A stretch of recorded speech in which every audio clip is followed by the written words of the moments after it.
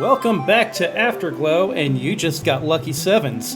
It's episode 77, and we're going to be discussing Final Fantasy VII, originally released for the PlayStation 1. However, I do have a guest coming up on this show as well, so this will very likely be an extended discussion because this game was very influential in its time, and even today, with the Final Fantasy REmake and REbirth games now out, and the third part of the trilogy hopefully coming out in the next year or two, which is a retelling of this original game that we're going to talk about today. Now, of course, I did mention Final Fantasy VI is probably my favorite of all the Final Fantasy games, but this one is very special to me because this is probably the first one that I dug deep into. Even Final Fantasy I for the NES, I got into it, but I didn't get into it nearly as deep as I did Final Fantasy VII. But we're going to go into all that after our first music break.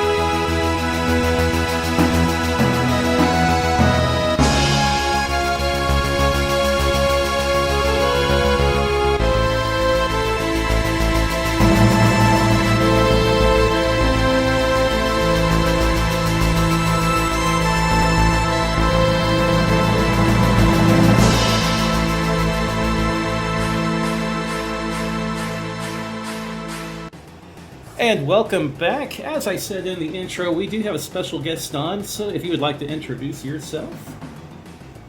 Hey, my name is Keith Gasper, the host, former host, current host, only host of the #1 retro gaming podcast, The Main Quest. Just definitely a good show. He's got a huge backlog back there, so you should definitely, after you listen to this one, go check out some of the Main Quest shows because there is a massive backlog. I'm still actually working my way through it. Thank you, I appreciate it, and I'm honored. Thanks for even having me on. I know Keaton was the hookup here, so appreciate you, Keaton, if you're listening to this. Yep, I invited Keaton on for 7 because I thought he played 7, only for him to say that he didn't remember much about 7. I'm here like, hey, if you can recommend someone who enjoyed the game, let me know. And you were the first name on his list. Yeah, I had to snatch it up. It's not often I get to talk about 7. I think I was on one other podcast, Still Loading, with Josh, and we got to talk about Final Fantasy VII. It's my favorite game of all time, and yet I've never really podcasted about it much. It's probably my second favorite in the series, although I spent a lot more time with it as a kid than I spent with 6, which might have something to do with that, I don't know. But yeah, I loved 7 as a kid. When did you first hear about it? Were you a Final Fantasy fan before this game came out, or was this something that you got into at the time? So my history with the series is a little strange. So my first Final Fantasy was Mystic Quest, and I guess I never really realized it was a Final Fantasy game back then, because in very small writing on the title screen and on the box it says Final Fantasy, but in large bold letters it says Mystic Quest. So it never really got through to me that it was a Final Fantasy game, and also I didn't really know of the series anyway, so it just was never anything that really got through to me. And then I played Final Fantasy II. I rented that, and I got as far as I probably could into that, with that only being like a 3-day rental or something. and I just never really came back to it. And then all this noise about Final Fantasy VII. I mean, the marketing blitz for it was insane back then. And it seems quaint now because there are a lot of video games, whether they be RPGs or action games, they get a lot of airtime during sports events and just regular TV. Sometimes there's ads on, like if you're watching Amazon Prime or Hulu or something like that, you always get ads for video games. So it's a lot more commonplace now. But to see an ad for a Japanese role-playing game in 1996, 1997 was very strange. And just looking at, the pre-rendered cutscenes that they were showing, there was nothing quite like Final Fantasy VII. Like, nobody had really seen anything like that on console. And I was like, yeah, I have to fucking get this. So leading up to the release of Final Fantasy VII, I was like, well, I gotta check out the other 6 games, right? And it wasn't that easy. An evil empire is sucking the life force from the planet, destroying all that's in its path. It's up to one soldier of fortune to save the world. If he succeeds, you survive. If he fails, you can always hit the reset button. Final Fantasy VII. PlayStation. Beyond the edge of reality lies a story of ultimate conquest, a story of war and friendship, a story of a love that can never be, and a hatred that always was. And now, the most anticipated epic adventure of the year will never come to a theater near you. Final Fantasy VII. PlayStation. More than 200 animators and programmers. A multi-million-dollar production. Over 2 years in the making. And a cast of thousands. They said it couldn't be done in a major motion picture. They were right. Final Fantasy VII. PlayStation. Yep, for me, my quick intro for it. Now, I'll be pretty short here because everyone's heard the previous episode, so you probably know the story leading up to it. But as a kid, I'd rented Final Fantasy 1 on the NES and absolutely fell in love with that game. Okay. And then for the Super Nintendo, I had a loose friend acquaintance. His dad had 2, 3, and Mystic Quest, and he let me borrow all 3 of them. And I'm like, oh my god, these 2 games are really good. And, there's this third other one that's here. But I really, really enjoyed them. And it was announced that 7 was being worked on. I'm like, oh, cool. So, I'm saving money to get the next-gen console that I want. And I had chosen the N64 at that point. And then the announcement came out that it was coming out, the Final Fantasy VII for PlayStation. It's like, nope, hard stop. We're getting the PlayStation now. I don't even care. So I mean, it's an easy sell at that point. Looking at Final Fantasy VII and looking at what was coming out for N64. It's like, especially if being a fan of the series already. But it was tricky getting a copy of it because at the time my main income was like, manual labor, 14, 15 years old. I'm like, push mowing yards and whatnot. So my copy actually finally came from a pawn shop in Princeton, Indiana called Rainbow. I just happened to go in there and there was a copy in there for $20. And this is like maybe 2 or 3 months after the game had even come out. So I got the game and I did not have a memory card for my system. So for the first month or 2 I owned the game, I could really only play, the intro of it. And I eventually got a memory card from a buddy. I bought his memory card and I borrowed a copy of Resident Evil from him at the same time. That's how I finally managed to get deeper into the game. Yeah, it's so my brother. I'm sorry. Let me rewind here. My brother, he's 9 years older than me, and so he had like a full-time job, and so he could easily afford pretty much any console with some help, with the help of my parents. So we always had like the newest, greatest consoles. We had an N64 and a PlayStation. The weird thing about Final Fantasy VII, though, is that my brother, he's not into RPGs, and he just fell for the marketing of Final Fantasy VII. That's just how effective it was. The marketing was absolutely insane. Like, I was reading a bunch of game magazines at the time, Electronic Gaming Monthly, and you'd see these huge 2-page spreads, and I remember the tagline, the cinematic RPG, being a huge thing back in the time, and they would show the image of Cloud standing in front of the Shinra building with a sword, or they would show the image of Sephiroth standing in the fire.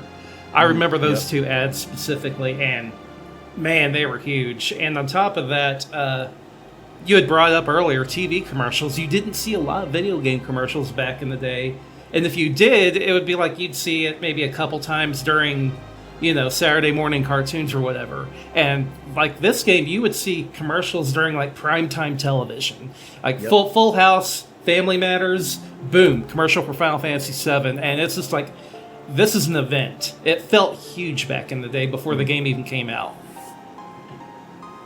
Yeah, so it was like it was a foregone conclusion that like we were going to get Final Fantasy VII. We had already had the PlayStation for maybe like 6 months up to that anyway, and so we got a memory card. You know, it was a rough couple of months without one with the other games like Resident Evil, Crash Bandicoot and stuff like that. But I'm glad to hear I'm not the only person that spent like a few months with the PlayStation without a memory card. I mean, it was a brand new thing. Like, nobody knew. I mean, you knew, like, when you went to Funko Land, they'd be like, okay, well, you got to get this memory card. And, you know, we just kind of, like, wave it off. We're just like, we're not spending money on that. I also want to interject here. When I brought up, I had originally looked at the N64 as my next-gen console of choice. I'd rented both consoles as a kid. But with the N64, of course, I rented Mario 64 with it. With the PlayStation, I had no clue what game to rent for it. So my first experience with a PlayStation was Space Jam. Okay. So you can imagine why that might lead me to get the N64 at first. Sure. Well, I mean, Nintendo's also, they're like a known quantity, you know? Whereas like Sony, PlayStation, what the hell is this? What is this controller? Why does it have symbols on it? Yep. Like, very bizarre. Outside of Atari and Sega, my only other non-Nintendo experience was the Panasonic 3DO, which my uncle had, and he only had like 4 or 5 games for it. And once I saw the price tag of the system, I'm like, nah. Never a Sega household? Actually, I did start out with the Genesis before I got the Super Nintendo. Okay. Funny story about that, though. We were struggling whenever I was growing up. So I had the Sega Genesis, but my parents went rent to own to get it, and then it got reclaimed. Yeah, it's amazing how many consoles. Sometimes I wonder how we were able to do it, because we pretty much had every came out, including like the fucking Virtual Boy and the Atari Jaguar. So I was usually like a generation behind. So like I had the Nintendo, the regular Nintendo, maybe about the halfway point of the life cycle is when I got mine. The Genesis, for the time I had it, the first go round, it was probably a year after launch, and I finally managed to get another one maybe 4 years after launch. The Super, I probably got mine around the time Donkey Kong Country came out. So really the PlayStation, with me getting it around the release of Final Fantasy VII, that is the earliest I had ever gotten a console to that point. But yeah, when we got Final Fantasy VII, my brother hated it. Oh, wow. He didn't realize that it was going to be an RPG. You know, he was one of those people that got the game and was like, I don't know why these characters are just standing there and why I'm going through this menu telling them to attack and do all this other stuff. Meanwhile, I'm absolutely eating it up, you know. Yeah, it was like a huge, well, I think it was probably a huge awakening for a lot of Americans. Not, you know, like I said, I mean, it wasn't my first RPG, but it opened up the floodgates for RPGs, especially on Sony's end of things. Where just a lot of games from the East were coming to the West. And I also feel like the intro was made perfectly for non-gamers as well, because you get into your first battle, you've got a screen, and you select what you want to do from a list. And, you know, at first there's not many options, you're just gonna fight, that's what you have to work with. Right. Like, I feel like the intro of Final Fantasy VII is very handholdy, but not in the way where it gives you a generic tutorial screen. It's a lot like the tutorial level in Mega Man X1, where it kind of guides you along that path without just outright telling you what to do. Yeah, it's a good way of putting it. I never actually thought of it that way, but you're right. I mean, I think if you avoid like the first encounter, then the other soldiers come and stop you, and then you have to engage with them no matter what. And you know, I don't know exactly how far my brother got into the game, but it wasn't very far. And even to this day, I'm sure we're going to talk about the remake a little later, but he got the Final Fantasy VII remake when that came out in 2020. I'm betting that's more up his alley. Nope. Really? It was not. It was not. That surprises me. I prefer the gameplay of the original because I just prefer turn-based RPGs if I'm going to do an RPG. Not that I think that the remake is a bad game. I enjoyed it. I haven't played the second one yet because I'm a PC guy. But I thought the first one was well done. I wish it had a little bit more of the original turn-based that the original had. But I also understand the market that they're going after as well. Mm-hmm. Yeah, I don't want to get too much into the remake on this episode. I did an entire episode on the remake on my podcast, which might have some spicy takes, but I mean, you have to realize, you know, Final Fantasy VII is my favorite game of all time. Main quest, go listen.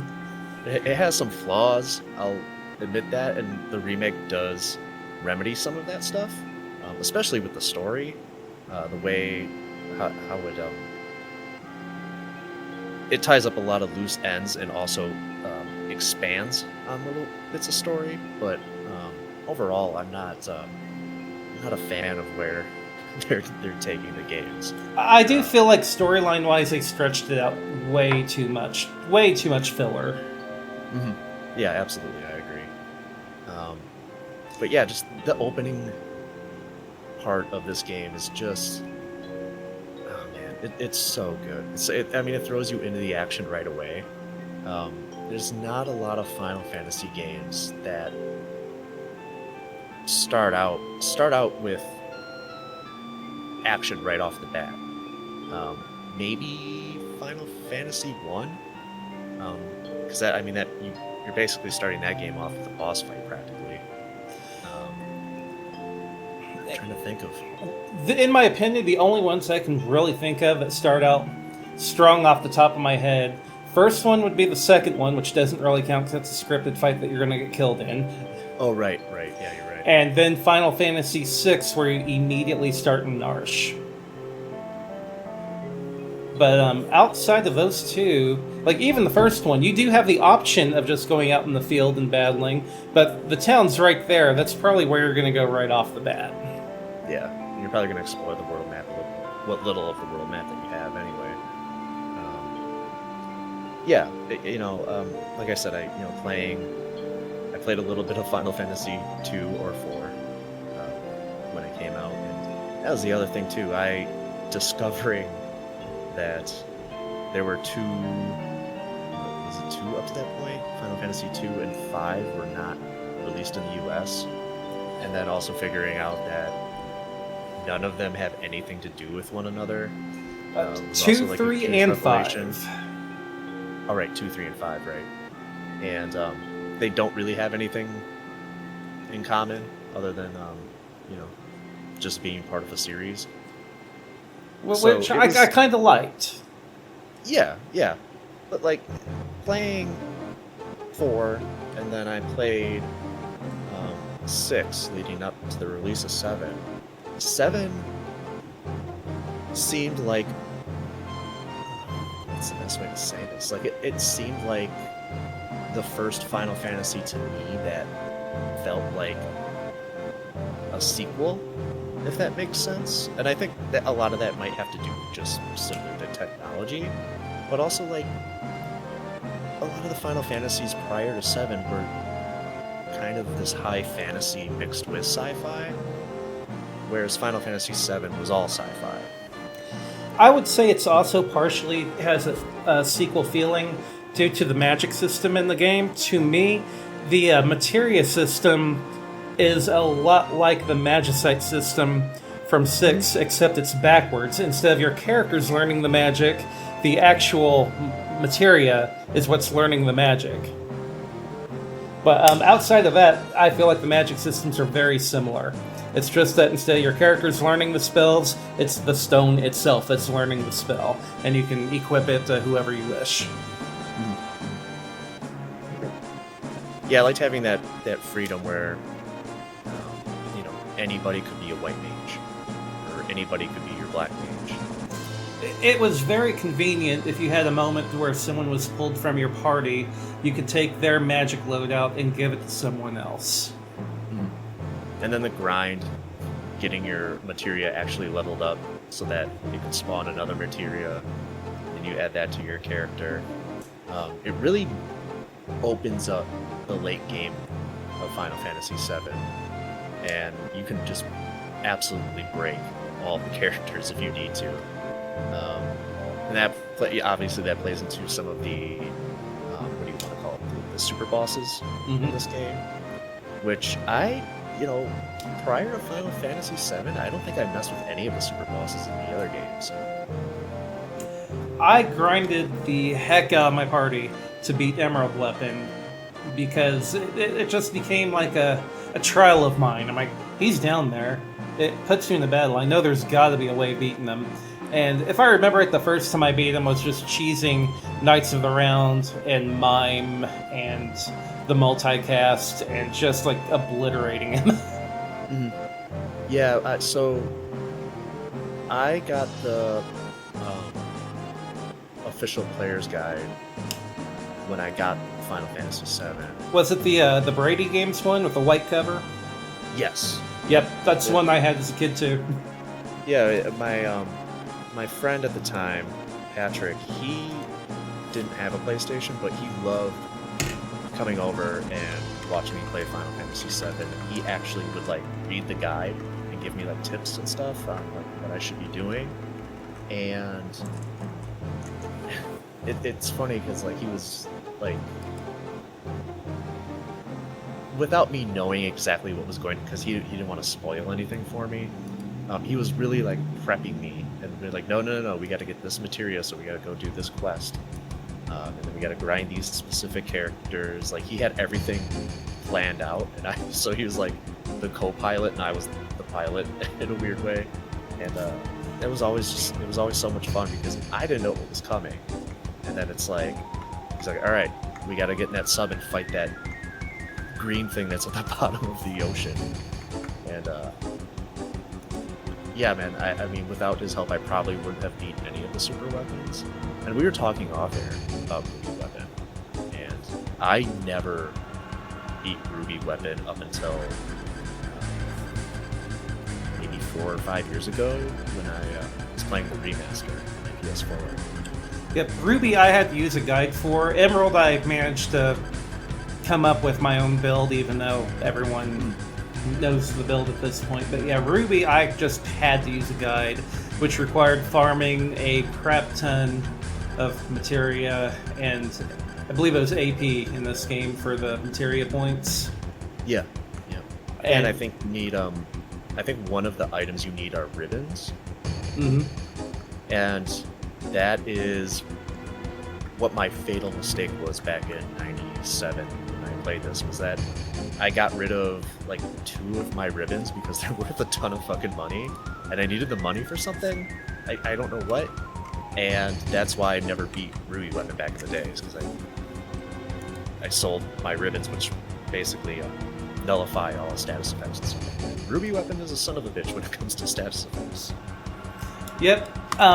I eventually did get a guide, which helped me because I ended up morphing tonberries to get ribbons, and everyone in the party had a ribbon at that point. But that's about the only way I could get them. I think going throughout the game, I might have found 1 or 2. But then after that, it was straight up morphing ribbons. But that is like so late in the game. Like, I spent so much time early on, because I didn't get the guide for the game until I was about halfway through the game. So I didn't have Yuffie, for one. Okay. So I am like sitting at the point, I want to say, where I've lost Cloud. I don't have Yuffie. Mm-hmm. So I start using the guide, and I get Yuffie, and then I make the mistake of going to the continent that has her town on it, and immediately lose all my materia. It's one of the most interesting side quests, because everything you've learned up to that point is ripped away from you, and you have to deal with it. Yep, and it's so frustrating because you have to more or less find her in multiple points of the town to advance the story. And if you don't know where to look, like, you're just exploring everywhere in this little town. Mm-hmm. And it can be pretty time-consuming. Yeah, and it's one of those things that I wish there was more. Because Wutai, the entire story with Wutai and the Shinra stuff, it's in Final Fantasy VII, but it's not really laid out very well. And that's one of those things I think the remakes are doing a little bit better with. I did like how they expanded it for the PSP game that had Zack in it. That's a question I have for you. Have you played, aside from the remake, have you played any of the other like ancillary games in like the 7 franchise? Quite a few of them, yeah. I played the 7 one with Zack on the PSP. I keep wanting to call it Advent Children, but I know that's not the name of it. I spent a lot of time on that one on the original PSP, and then I got the re-release whenever it came out.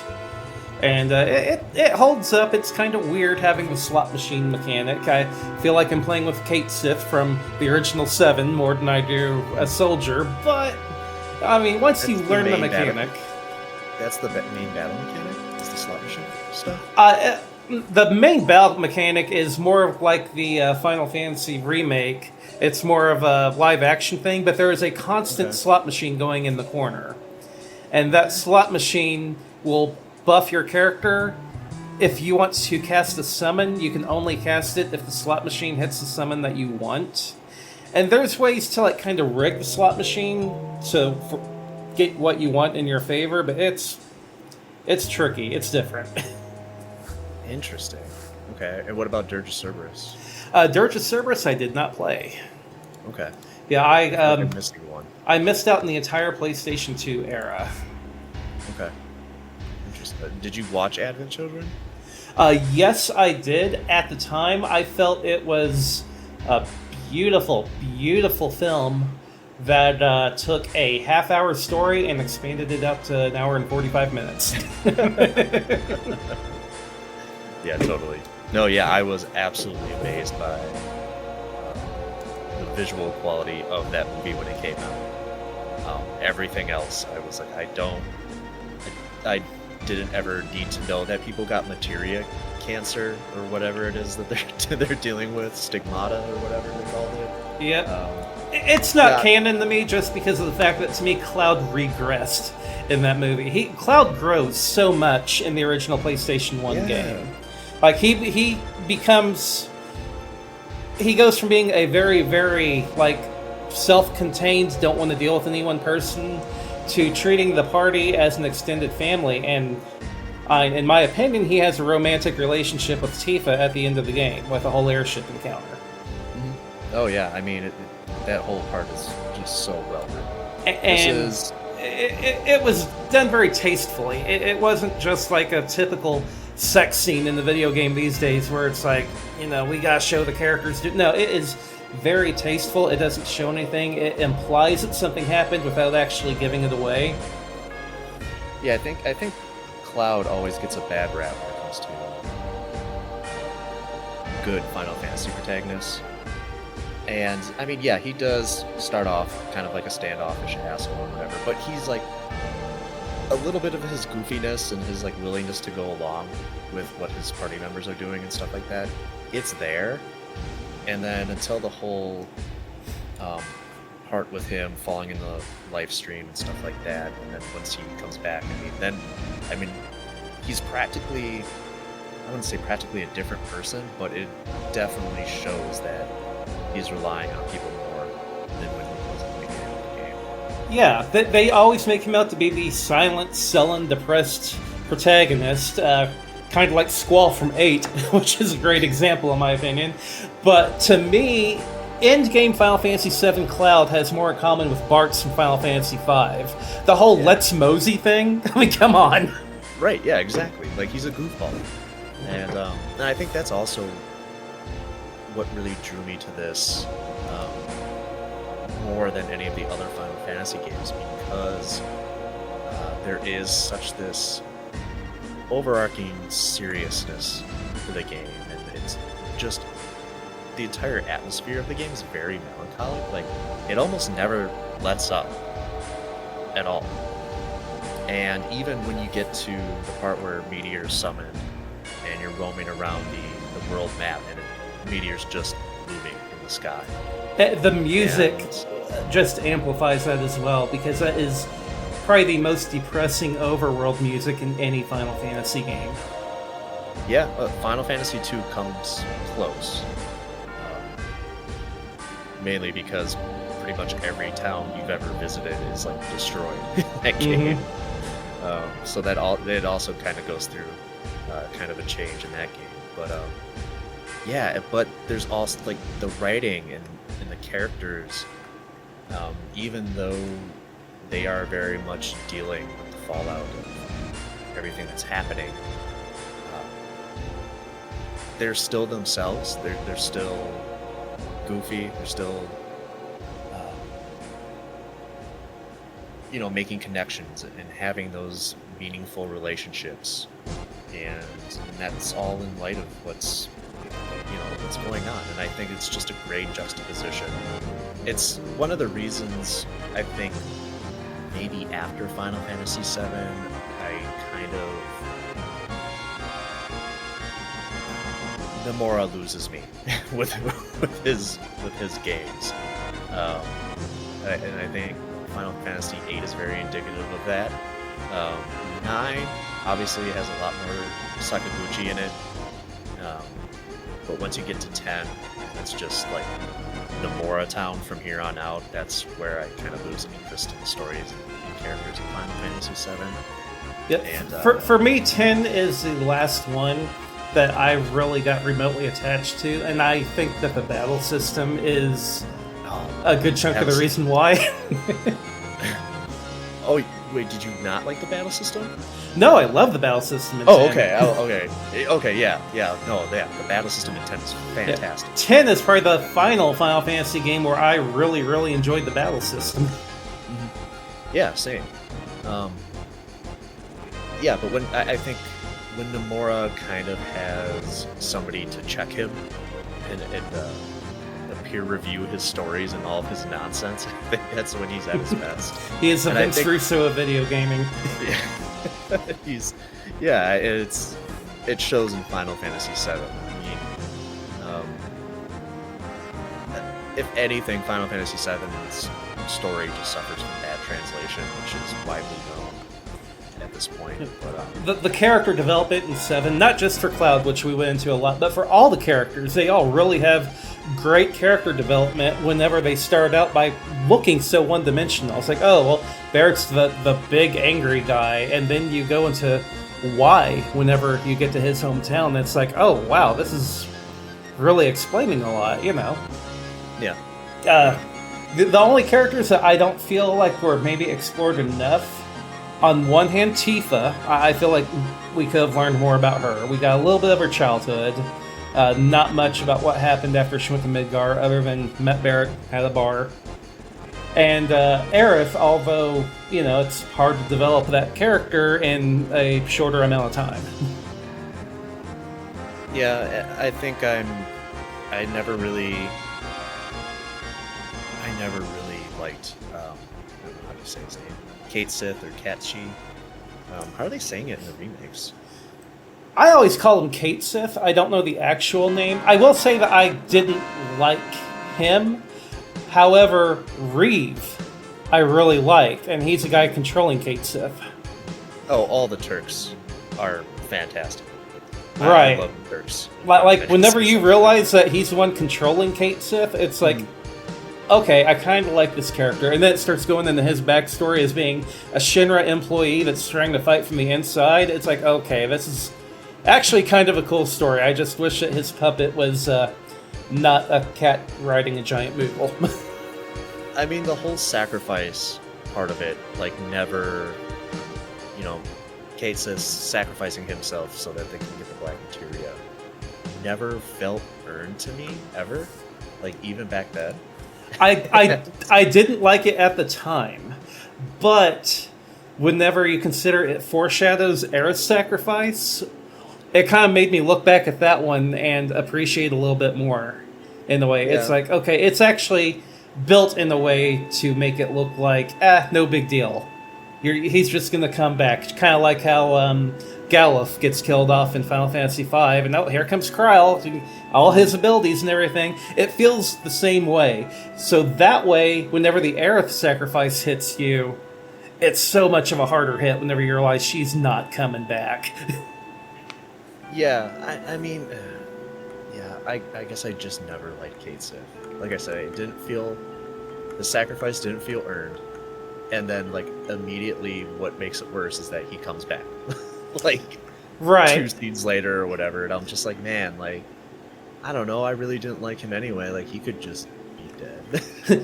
the only reason why I appreciate the Kate Sith sacrifice is because it makes the gut punch of Aerith's sacrifice that much harder. Whenever it's like, oh, Kate Sith got to come back. Cool. Well, and then the fact that Reeves is controlling him, like, why not just have him in the party then? You know? But that is one thing in the story that I would almost change. I could see you controlling Kate Sith all the way up to the point where the party goes back to Midgar, and at that point, you get Reeve in the party instead of Kate Sith. That would have been cool. Yeah, right, yeah. And I mean, I guess you could still have him work the same way with the slot machines and stuff like that. Oh, yeah. Either way, to this day, I am not a Kate Sith guy. I will never have Kate Sith in my party, just because I do not like the way he works. Although I do want to retcon what I just said, I do want Reeve in my party. I do not want Reeve riding a giant Moogle in my party. You know what? Final Fantasy's goofy enough. They could probably pull that off. I just have, like, a horrible mental image of Randy from South Park whenever he got the cancer, and that's what the character model would look like. So the Moogle is just a giant testicle. Yeah. He just paints it white. Yeah, so, Vincent, Vincent's cool, but his limit breaks kind of suck. Only because once you use it, you are just locked into that until the battle's over or he dies. I'm not a fan of his limit breaks. I am a fan of the fact that he is one of 2 party members that has a really, really good ranged weapon all the time. Mm-hmm. Mm-hmm. Well, I don't know if Vincent is broken like Barrett. I know Barrett is broken because no matter where you put him in the party, apparently he does the same amount of damage. So I don't know if Vincent is the same way. Vincent is the same way. Okay. I often do run a party of with Barrett and Vincent just for that reason. I can keep them in the back row and still do maximum damage. And then I'll have my third party member kind of like doing mage duty while they're just doing the heavy hitting. Yeah, late game, I used to always just stick with the main 3 characters, Tifa, Barrett, Cloud. Obviously, you always have to have Cloud. But as I've grown older, I usually will have like Yuffie in there instead of Barrett. Maybe Tifa. I usually run Tifa over Yuffie for the only reason I do not like the fact that she stole all my materia and I hold a grudge. Well, all creation is Yuffie's final limit break, and that does a ton of damage. Oh, it's a monster of a limit break, and it's a lot easier to get than Omni Slash. Yeah, for sure. Oh yeah, you got to go through the whole battle thing at the Gold Saucer, right? For Omni Slash, if I remember right. Yeah, that's a pain in the ass. Speaking of Gold Saucer, what did you think of the minigame inclusion? Because this is really the first Final Fantasy game I remember that was really heavy on the minigames. Back then, I didn't mind them. I thought they were kind of neat. It was kind of like a nice little treat in between story, you know? But now that I'm older, I'm like, man, they are just really padding this thing out, aren't they? And none of them work well mechanically. Like the snowboarding doesn't feel great. And the entire motorcycle thing, with the fact that they took like a very cool part of the game early on and then just made it a mini game, was kind of a weird thing. I would never play the motorcycle mini game just on my own anymore. It's a very cool part of the story, escaping Midgar and stuff like that. Like, it was cool, but I would never want to willingly play it as part of a mini game. I did like how they gave you the option to go back and play them after you experienced them in Gold Saucer, but I didn't like the snowboarding mechanic at all. I didn't feel like I was in control of a lot of it. The motorcycle defense thing, it was okay. I did like the submarine one quite a bit. I had fun with it. Oh, I forgot about the submarine one. Oh yeah, and then there's the tower defense thing at Fort Condor. Yeah, that one I just go in there with a crap ton of money. Yeah, you have to. Yeah, I mean, it's pretty much the only way you're going to beat it. It's kind of like having Guild Toss. You just buy your way to victory. And you have to do that to get the Phoenix Summon, if I'm correct, right? Yep, it's Phoenix. Yeah. That's pretty much the only reason why you would do it anyway, if you're just collecting all the materia. And Phoenix is like a big part of fighting Ruby weapons, so if that's something you're going to do, you're going to have to at least do the Fort Condor stuff. Which, I can take or leave tower defense stuff. It's not my favorite genre of game, but yeah, I kind of think Final Fantasy VII is too heavy on the mini games. But and if we're going to talk about the influence of Final Fantasy VII, I mean, that's why Sony gave Squaresoft carte blanche to make whatever the hell they wanted, because back then, I mean, the mini games were more than a novelty in Final Fantasy VII. Like, people, like I said, even as a kid, I enjoyed them. I thought they were cool. I will also say thank God for that, because we got some killer games. I know we're primarily here for Final Fantasy VII, but Square releasing games like Einhander. Yep. Einhander was amazingly good. Very difficult. Very, very difficult. It was tricky. It was definitely tricky, but just the primary mechanic of how you had to get your main weapons from enemies as you took them out. Oh, that was so much fun. But yeah, I mean, that's, they don't get to play or they don't get to develop those kind of games for the PlayStation if it wasn't for Final Fantasy VII. So yeah, I mean, I'm not a fan of the mini games these days, but I understand why they're there, and they're also there to kind of soften the blow of some of the more impactful scenes in the game, like air sacrifice, and then immediately let's go snowboarding. Yep. No. I also didn't like the other minigames that weren't really gold saucer related, but there's a point in the Shinra Tower where you have to go in the library and count books and the words in books to figure out a password to get an item. I hated that one. And I hated the one where you have to march in rhythm with a soldier lineup. Yeah, I forgot about that one. To get scored, and I was always pitiful at that one. Most of the time I think I got the bomb.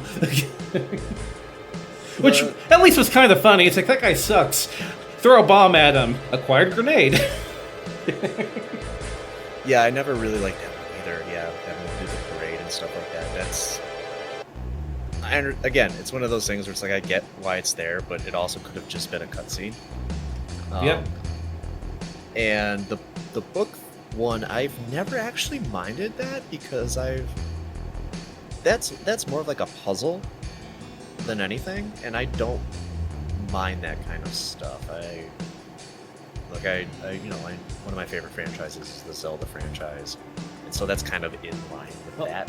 I would have been more patient with it if I didn't have to deal with random battles while I was trying to look up the book then remember what letter I needed. And like, if I would have went in that room with no random battles or a limited number of them, I probably could have handled it. 'Cause that's how I play Zelda. I will clear a room out, and then I'll work on the puzzle. Okay, yeah, that makes sense. Some people might be like, well, maybe you should just write your stuff down. It's too much work. I play video games to have fun. I mean, you're coming from the NES era, right? I mean... Oh, yeah, absolutely. And I was lazy back then. Passwords. I was lazy back then. I didn't make maps back then. I memorized the level. But, like I said, while we are kind of trash-talking a little bit the mini-games, for their time, it was kind of cool to get that little mix-up in game modes, because usually, even in the PlayStation 1 era, when you got a game, you, for the most part, got one game mode. It was very rare for a game to give you an alternate game mode, and even if you did, it would often use the same game engine. And whenever this game threw snowboarding at you, whenever it threw the car chase at you, it felt like a completely different game, which was kind of a cool touch, in my opinion. I mean, did we really need a CPR minigame? No. But... oh, we got Saver, man. That dolphin needs his friend. I would definitely take the minigames in Final Fantasy VII over QuickTime events. Is that a hot take? No, not at all. I'm the same way. If you want a hot take, I will give everyone a hot take for this episode right now. I prefer the minigames in Final Fantasy VII more than I do Triple Triad in Final Fantasy VIII, because I don't have to deal with the rules changing every 20 minutes. Oh my god. You want a hot take? Let's go. Well, the trick to Triple Triad is you don't play anybody outside your region. That's the trick to that one. But yeah, I feel like the mini games are kind of what QuickTime events, what people want QuickTime events to be, and that's just kind of putting you in the literal shoes of the character that you're in, and making the game just that much more. What's the word I want to use? More full feeling? Yeah, that's not really what I'm looking for, but yeah, just to kind of make it more not in depth. Fuck.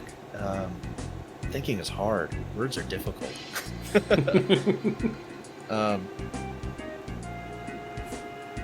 Yeah, I can't think of the word right now. I'm lost. But another interesting side quest in this one. It's not exactly a mini game, but I feel like we got to talk about Wall Market a little bit. Oh yeah. Because for its time, I don't think anyone in North America had seen anything like Wall Market as far as sexualization in a video game. And even maybe homosexual representation, which it's not blatantly out there, but it's hinted a little bit. And it was shocking, in my opinion, because it was the first time I remember seeing anything like that in the game in North America. Yeah, it's funny because I grew up with a Genesis, and they always promoted that as like the game console for like teenagers, and like their games are more mature and things like that. But they never really were. They were just kind of borderline on like being edgy and stuff like that. You got a lot of sports games. Yeah.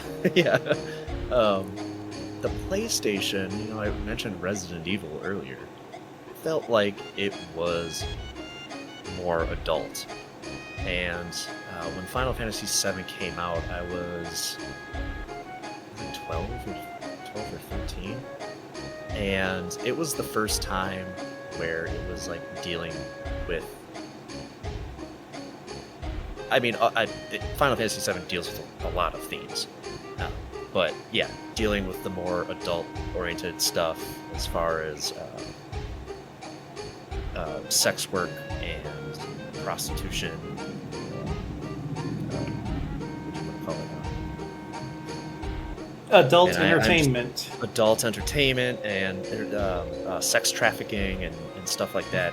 It was cross-dressing. It was interesting to me in a way too, because as a kid, you always traveled with your parents, and I'm sure at some point you might have driven past a strip club, a sex shop, or maybe a hotel that catered more to the stay for an hour rather than stay overnight. But that's all that happened. You drove by and that's it. Whereas this game was probably mine and a lot of other kids' first view inside that kind of environment. It's done in a very hodgepodge, wink and nudge kind of way, but it's there. Right, because it's trying to retain some of that humor, right? It's not trying to be insanely graphic. And I think, as we look at this game through a 25-year lens or however long it's been, does it hold up? Not exactly, because of, like I said, they're not trying to be so explicitly graphic and trying to very make you feel very uncomfortable or anything like that. And so I think because of that, it's kind of like you can look at it and be like, they could have done this a little bit better. But in my opinion, like I don't think they could have done it better. And what they did with the remake is outstanding. That was absolutely hilarious. Yeah, it's fucking great. But for what we get here in the original, I think they handled it very well. And yeah, as a kid, it's one of the most interesting parts because you still get that goofiness and that like back and forth between Cloud and Aerith. All the while, like you're looking for Tifa, she's probably in trouble, and you have to go through like this whole quest and get involved with these sex workers and yeah, man, it was nothing. I'd never seen or experienced a storyline like that before. And it's really wild, in my opinion. It shows a great example of how this game is constantly trying to tug on those emotional strings, because almost immediately after this, you get the plate falling in Midgar, which kills, like, theoretically thousands of people. We haven't even really talked about Midgar as like a location itself, and that's the other thing about the Wall Market is it's just like almost a perfect representation of what life is like underneath the plates of Midgar. And you get a little bit of that in the slums. I don't think the characters, the NPCs in that area are very well written, I guess. You get more of that, and it's better in Wall Market because you are spending more time there than you are in the slums. And yeah, man, and then the plate falling, and that just hammers home. Like, you spend all this time in Wall Market, you get to know all like these interesting NPCs and stuff like that, and they have like all these lives. They're leading their own lives rather, and they seem like it's a very interesting, eclectic set of characters, and then they're all gone. And I feel like Right. the plate drop was significantly better done in the original than the remake. The whole, oh, there's so many people injured, we gotta go in there and help. No, a plate fell on their heads, they're crushed, they're dead, there's no one left. Like, the one thing I think the remake does do a little bit better is just hammer home disparity between the two classes, because you do spend time topside, whereas when you spend time topside in the original, it's going for the reactors. You're in the Shinra headquarters, and that's kind of it. Yeah, they did do that part pretty well, in my opinion. It's just the plate that always stands out to me as the focal point of Midgar, and dear God, the original nailed it so good. Just, they're gone. Which I love the way that was handled. Although then after that, the climb to the Shinra Tower, that was interestingly done amongst all the junk and rubble. Yeah, and then excuse me. And then just when the game opens up to the world map, because when I played this as a kid, I thought the entire game was just going to be Midgar. That's basically only what they showed in the advertisements for the game too, if I remember.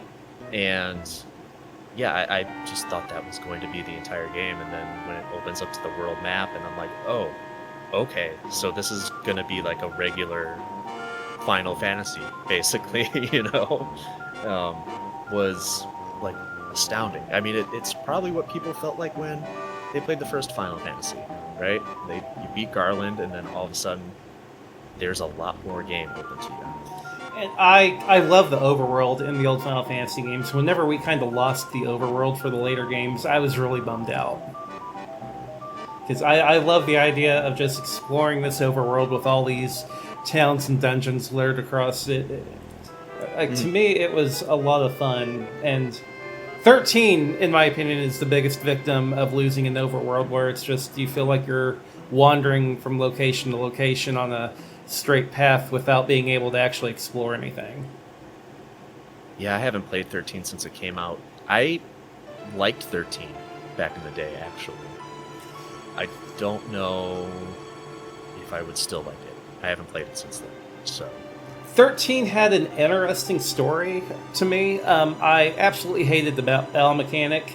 I thought it was way too easy, which I know is kind of a weird take, so a lot of people didn't. And I'm like, no, you set up your paradigm and you go to town. See, I think I'm in the group of the people that like the traditionally hated Final Fantasies, because I like 8 as well. And I was aware of 13's reputation when it came out. I was fully aware of it. But I played 10 for the first time maybe like 7 years ago or something like that, and I'm like, this is practically the same thing. Like, why does this game get so much praise, but 13 gets shit on? 8, I would like to get you on. I'm still making my way through it. I did play it as a kid, too. As a kid, I absolutely despised it. As an adult, I can appreciate what it's doing, even though I feel some of it's a bit nonsensical. That being said, I still absolutely detest the story. Oh, the story... Oh. Here's my hot take. I think most Final Fantasy games have terrible stories. Quite a few of them do. 1 did, 2 had kind of a cool story, 3 was horrible, 4 was... The first half was awesome, then it got stupid. 5 was stupid, but meant to be stupid, and 6 was just like, I love this, I don't care if it's a Star Wars ripoff. Let me backtrack on what I said a little bit. I think all the Final Fantasies start out like really good story-wise, and then like about halfway through they just devolve into just nonsense. Just complete nonsense. As much as I do enjoy 4, the first half of the story is done really, really well, even though we're going underground and there's an entirely new area underground. It's like, okay, I can kind of see that. And then out of nowhere, it's like, we're going to the moon. And I'm like, what? Well, in 8, you go to the moon again. Yeah, and the moon has giant pimples out on it that pop monsters whenever they pop. Hey, I mean, it's cool lore reasons why they're fighting monsters on the planet. Nobody else. No other Final Fantasy explains why you're fighting giant behemoth monsters, but it's unique until your main 2 party members are floating in space doomed, but then they turn around and there's a fully loaded, ready-to-go spaceship just ready to rock. Have you played 16? No, I am waiting on the PC release. Okay. Sadly. All right. I know it's coming. I'm just waiting. I would be interested to hear what you think about that one. It's definitely on the playlist whenever it comes out.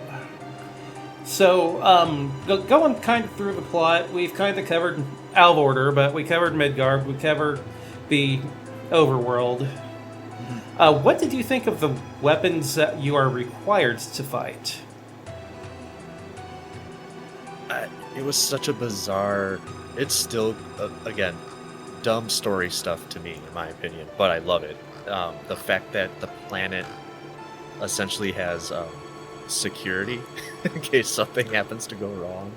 These giant kaiju crawl out of the earth. I love Ultimate Weapon, just use running on the coast, and here comes just giant Godzilla dude here. Oh, this is going to be interesting. Yeah, I thought the weapon battles were awesome. They're so fucking cool, and they're intimidating. I mean, they're absolutely. I mean, again, we haven't really talked about like the pre-rendered cutscenes or anything like that. I feel like we haven't hammered home the fact that these were just so cool back in the day. Whenever they called it the cinematic RPG, a lot of it was for these cutscenes, which they were absolutely beautiful for PlayStation 1 era. Yeah, 100%. Like you see the one weapon coming out of the water to attack Junin, and then that giant gun on the side of the mountain where Junin's at, just firing and blasting its face off. It's like, whoa! Yeah, you didn't see that in like any other game. And the cutscene where they come out of the crater is just like, oh fuck, like what is happening? And then yeah, you kind of see them roaming around the world map. You see Ultimate Weapon flying around. I think Diamond is the one that is attacking Midgard. Yeah, I'm sorry. I called it Ultimate, but yeah, it is Diamond. I'm sorry about that. And I think Ruby's the one that gets shot with the cannon, if I remember right. And they're like super intimidating, and it was really I have this I forget what it's called, fear of the ocean, the emptiness of the ocean, you know? And just roaming around, because there's the I forget what they call it, the ruined sub at the bottom of the ocean that you have to go to. Oh, and what was it? The Gelnica? Yeah, I think that's what it's called. It was like a Shinra run submarine or something like that. And there's a mission that you have to do in that area, but to get to there you have to go past Emerald Weapon, and it always freaked me out just seeing Emerald Weapon roaming around down there, and just hoping I don't accidentally run into him when I'm not ready yet. Right. And then the same thing topside, like once you get the high wind and you're flying around, and all of a sudden you just see Ultimate Weapon, you know, above a town or just flying around. It's just like, oh fuck, here we go. And I think you have to fight him 3 times, right? I'll be honest, I can't remember how many times, whether he just had an HP pool that you had to deplete or if it was a certain number.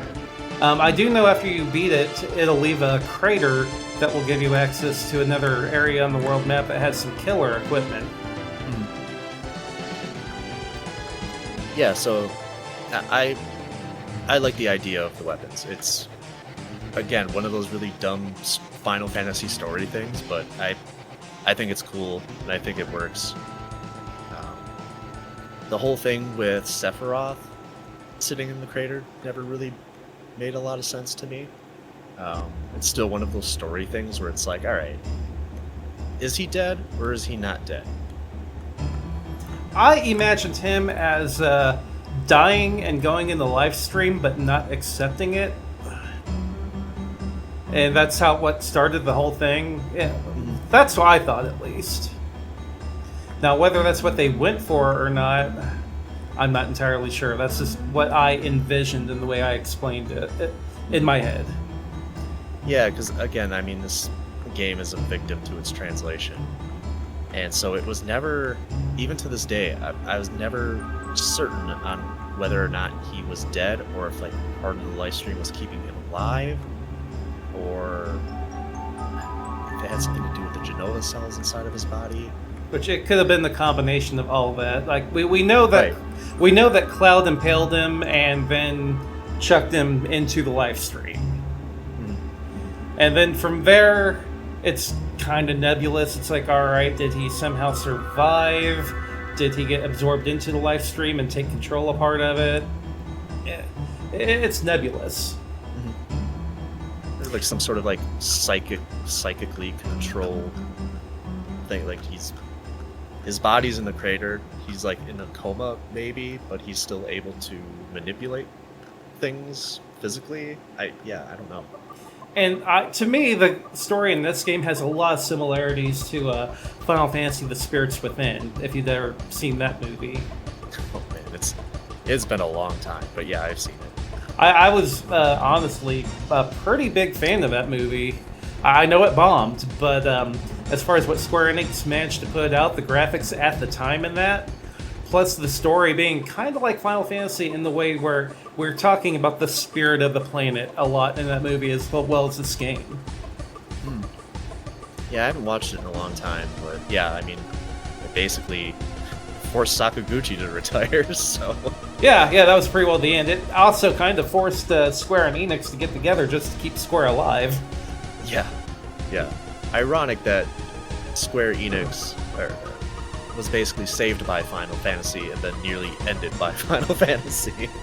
Yeah, absolutely. And to me it's funny because whenever I was younger, I always thought of Dragon Warrior as a franchise, Final Fantasy as a franchise. I thought of Final Fantasy as, like, the bigger one, the stronger one. But then apparently over in Japan, it was totally backwards. Dragon Quest was the big juggernaut, and Final Fantasy was like the plucky upstart. Right, yeah. Yeah, it's definitely interesting. Yeah, I've never, And 7 apparently turned that around in North America a lot, but not as much in Japan. Yeah, like I said, I think I'm more into the more sci-fi Final Fantasies than more traditional high fantasy, and I think that's why I never got into Dragon Warrior or Dragon Quest, is because it's just more traditional high fantasy stuff than anything else. And not to say anything bad about the quality of those games. Dragon Quest V is a phenomenal fucking video game. And Dragon Quest XI, great. It's insane that the series is still putting out consistently great things after all these years. But they can't say the same thing about Final Fantasy, honestly, but... To me, the spirit of Final Fantasy lives on in modern-day Dragon Quest, because Dragon Quest XI, dear God, that game was so good. And just the fact that you had that mode to where you could kind of switch it from a modern RPG to like a retro-looking one, like, okay, that is really cool. I mean, there's a lot of video game in that. Like, I mean, I don't want to spoil Dragon Quest XI, but I mean, when you think it's over, it's not over. And then when you think it's over again, it's still not over. Right. And, well, this game kind of did that too, with the whole you think that everything is happening in Midgar, and then the world opens up. Although you see that in Final Fantasy VI as well, with you think everything's going to end at the floating continent. No, you're maybe halfway through. So that's kind of like a trope with these games, in my opinion. I want to say too, like the pacing of Final Fantasy VII story is incredibly good. Other than like the mini games kind of stopping things dead, the word I was looking for earlier was immersive. The mini games are more or less there to make you feel more immersed in what's going on. And I think what I was trying to say is that QuickTime events, we're kind of leaning into that, but it doesn't do it as well. But anyway, I think the pacing of Final Fantasy VII story is so much better than the pacing of Final Fantasy VI, where it always just seems like things are ramping up, they're getting going, and then all of a sudden there's a dead stop, and now you have to like go through all these different characters and go through their story sections, and whereas like in Final Fantasy VII, everybody's involved in the story at some point.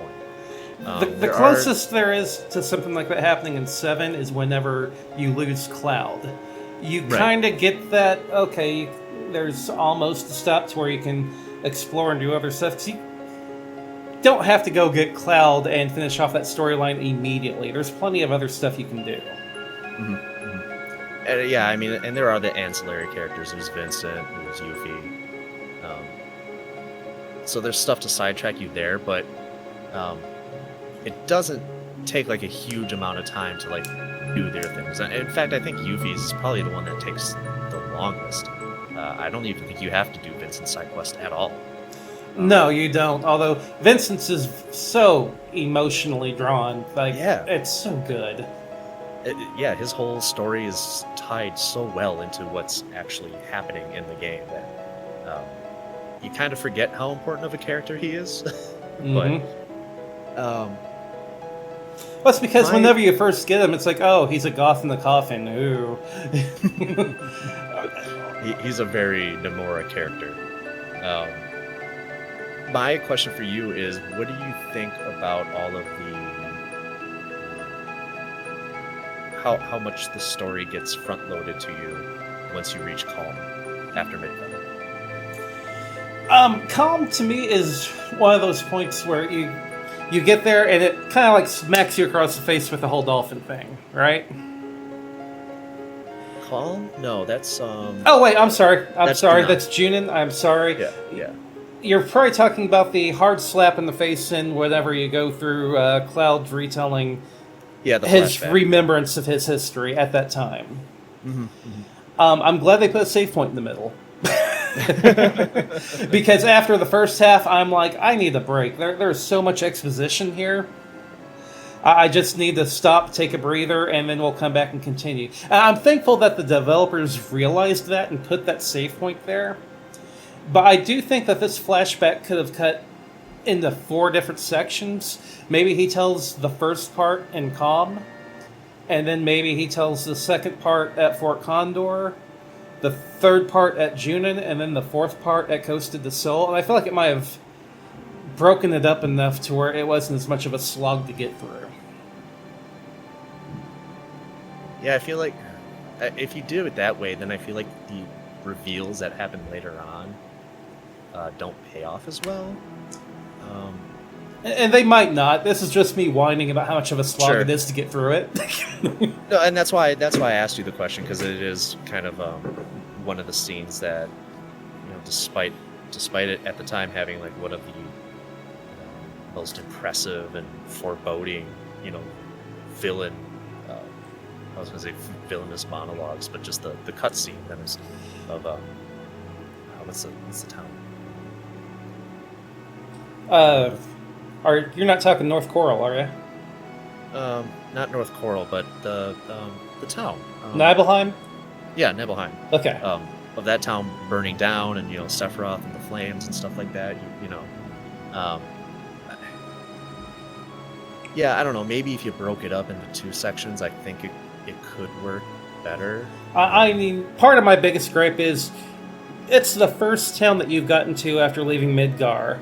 The gamer in me, I want to hit up the shops, I want to get the new equipment, I want to get the new material, and I want to play with it. 100%. And, yeah, I totally get that. And the game immediately smacks your hands. No.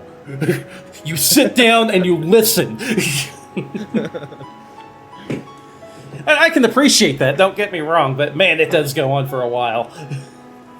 Yeah, it really, it's funny because the only other place you can go to is the Chocobo Ranch, and there's not much you can really do there right off the bat.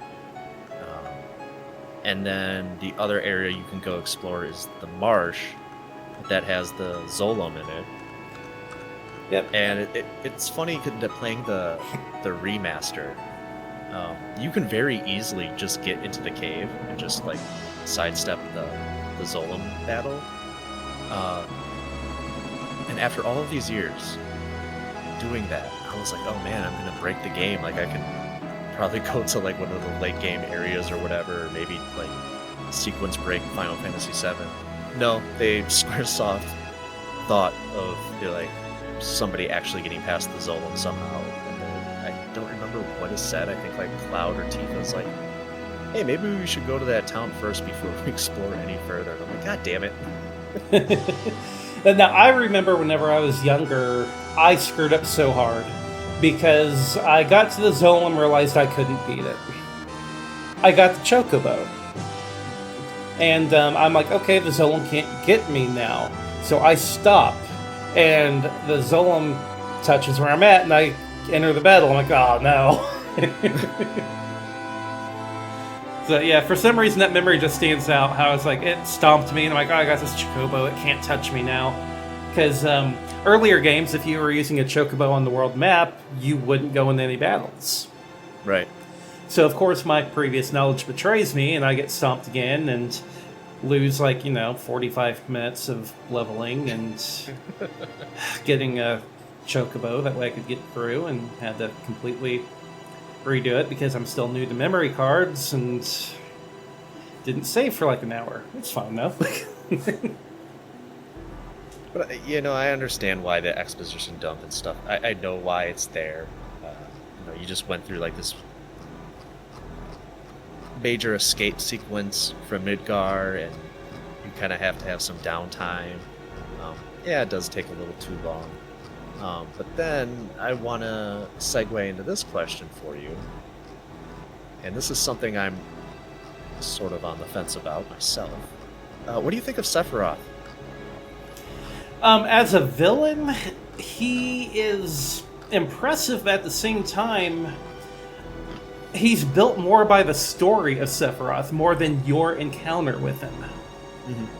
Like in Kefka is made a villain through your encounters with him and what happens with you dealing with him. Whereas with Sephiroth, a lot of what you're getting is secondhand information. Other than, Cloud's past encounter with Sephiroth, which you have no clue about at the time. Right, because Cloud, and that's the other interesting thing about Cloud is because he's an unreliable narrator.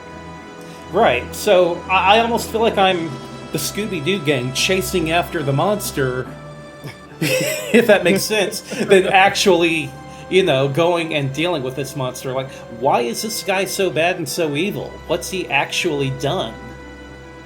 Like to me and my party, he hasn't really done a whole heck of a lot. Of course, later on you find out that's not true. But early game, it just feels like you're going after him for no reason. And is he really a bad guy? I mean, he's taking on Shinra, whose Shinra is made out to be the big villainous evil corporation in this game. And you got a guy who just took down their leader. How evil can he be? I do like how it does kind of make you question it. You're not 100% sure that, he's the main villain, other than Cloud going, oh no, we're going after him.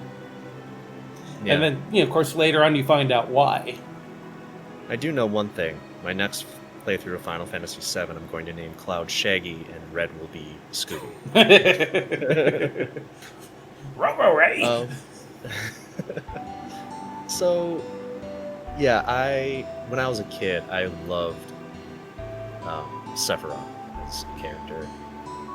I've always been into horror movies. I'm into the horror genre, the subgenre of video games as well.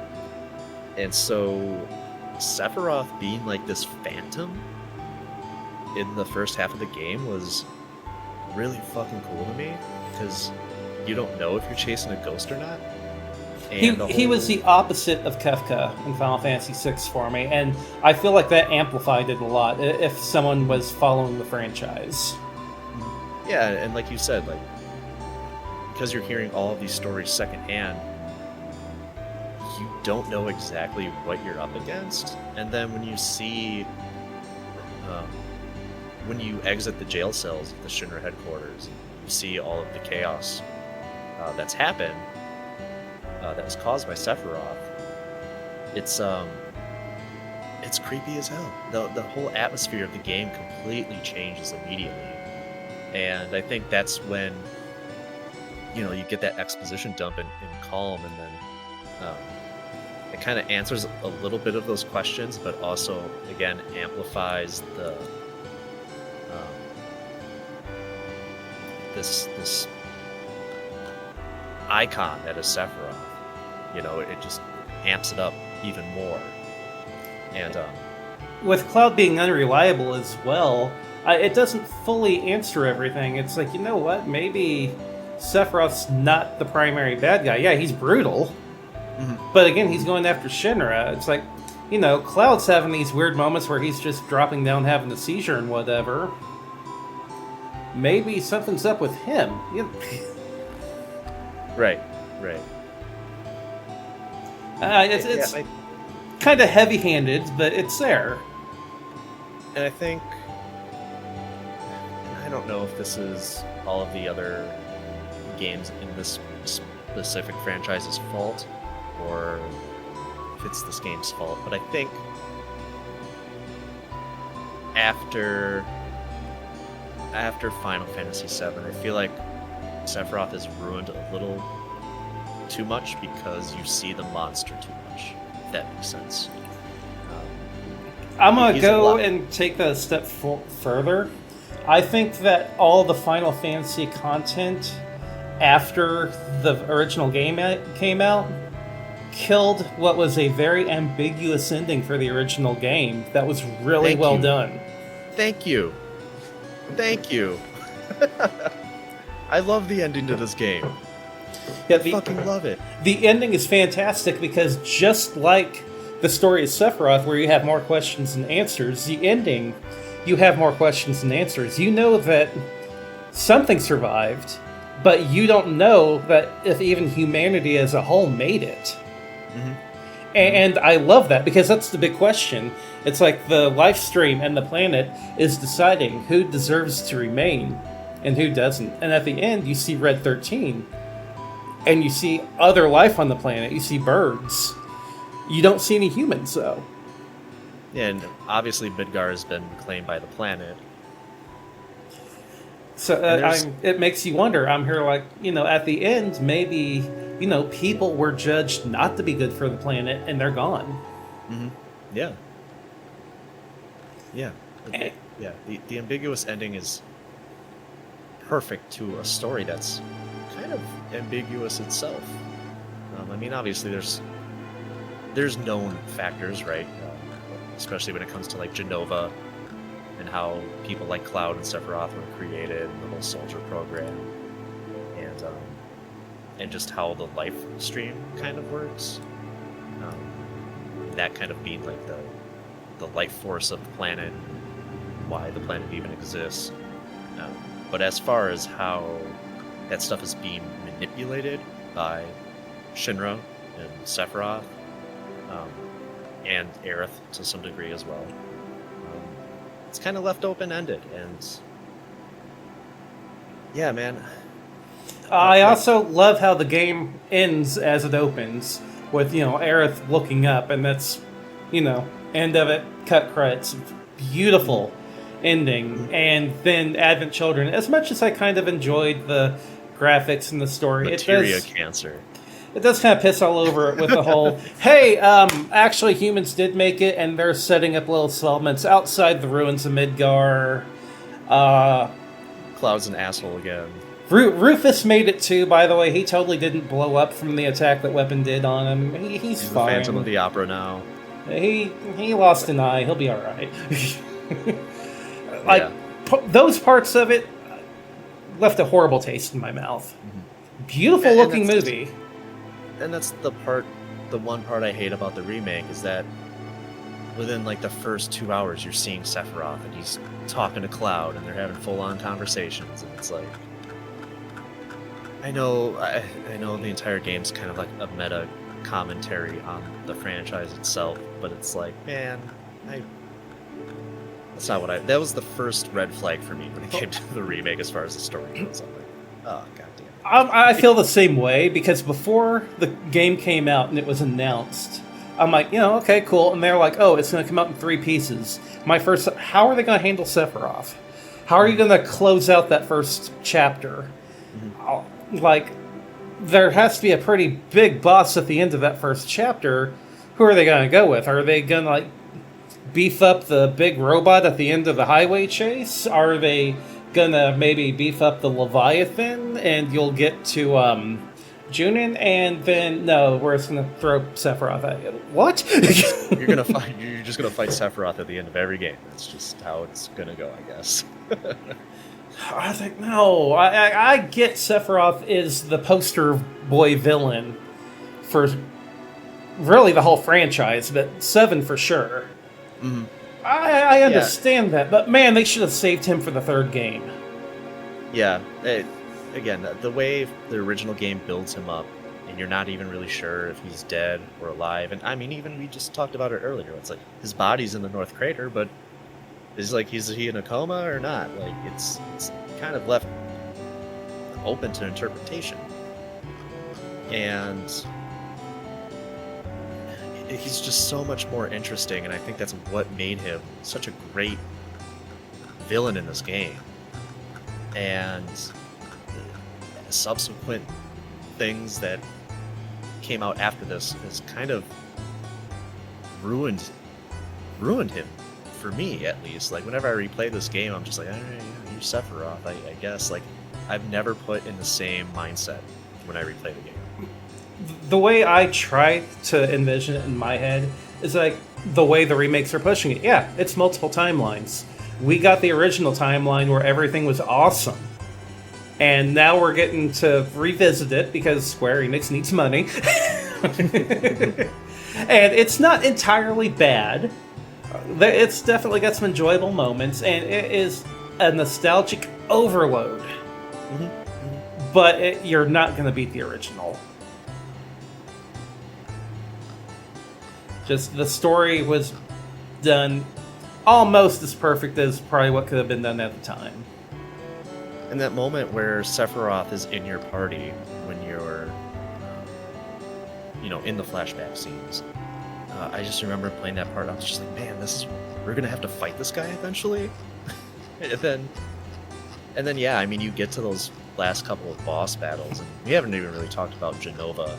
I think those boss battles are really cool, especially. She gets special after. music. Yeah, right. And even just Genova's theme overall is a fucking banger, man. I mean, we haven't even talked about the soundtrack of this game, but... I do want to go back real quick what you said about Sephiroth being in your party. That also goes back to the tutorial thing for me. Going back to Mega Man X, you see Zero, and you see him as, like, what you want to be. Whenever you have Sephiroth in your party, that's what you want to be. It gives you that goal to climb to. Because he is so overpowered compared to you at that point, and it's like, man, I want to get there. And it's really cool to get there in this game and then surpass it even. Yeah, you like go to his magic spells. You see the list of spells he has. They're all like maxed out, like Fire 4 and Lightning 3, like just these maxed out spells, and it's like, man, this is insane. Like, this guy's a fucking powerhouse. And I mean, yeah, you get there eventually, but yeah, it's just one of those scenes where they're really hammering it home that you are dealing with somebody who's incredibly strong. Yeah, I love how they did that as just kind of a tease, Yeah, and I think the way the game ends with the one-on-one fight with him, I feel like I wish that was drawn out a little more, but I get why they kind of wanted that to be like the period on the end of a sentence. Being like, yeah, no, Cloud is over this. He's over this phantom haunting him and fucking with his life, you know? Yep, I'm of two minds of that. On one, I almost wanted it to be another real boss fight, one-on-one, Cloud Sephiroth. On the other hand, after what you just went through, I can see why it's more of a cinematic fight than a real fight. Yeah. Just because, like, to get there, first you're fighting these big, towering, armored enemies, and they're all a pretty big threat to your party. And then you have another Genova fight. And then you have two other Sephiroth boss fights before the cinematic one. Like, I can see why they kept it cinematic. Yeah. And then, I guess this could be a segue into the soundtrack, unless you have other plans. But just the first time getting to that last Sephiroth fight and hearing that music,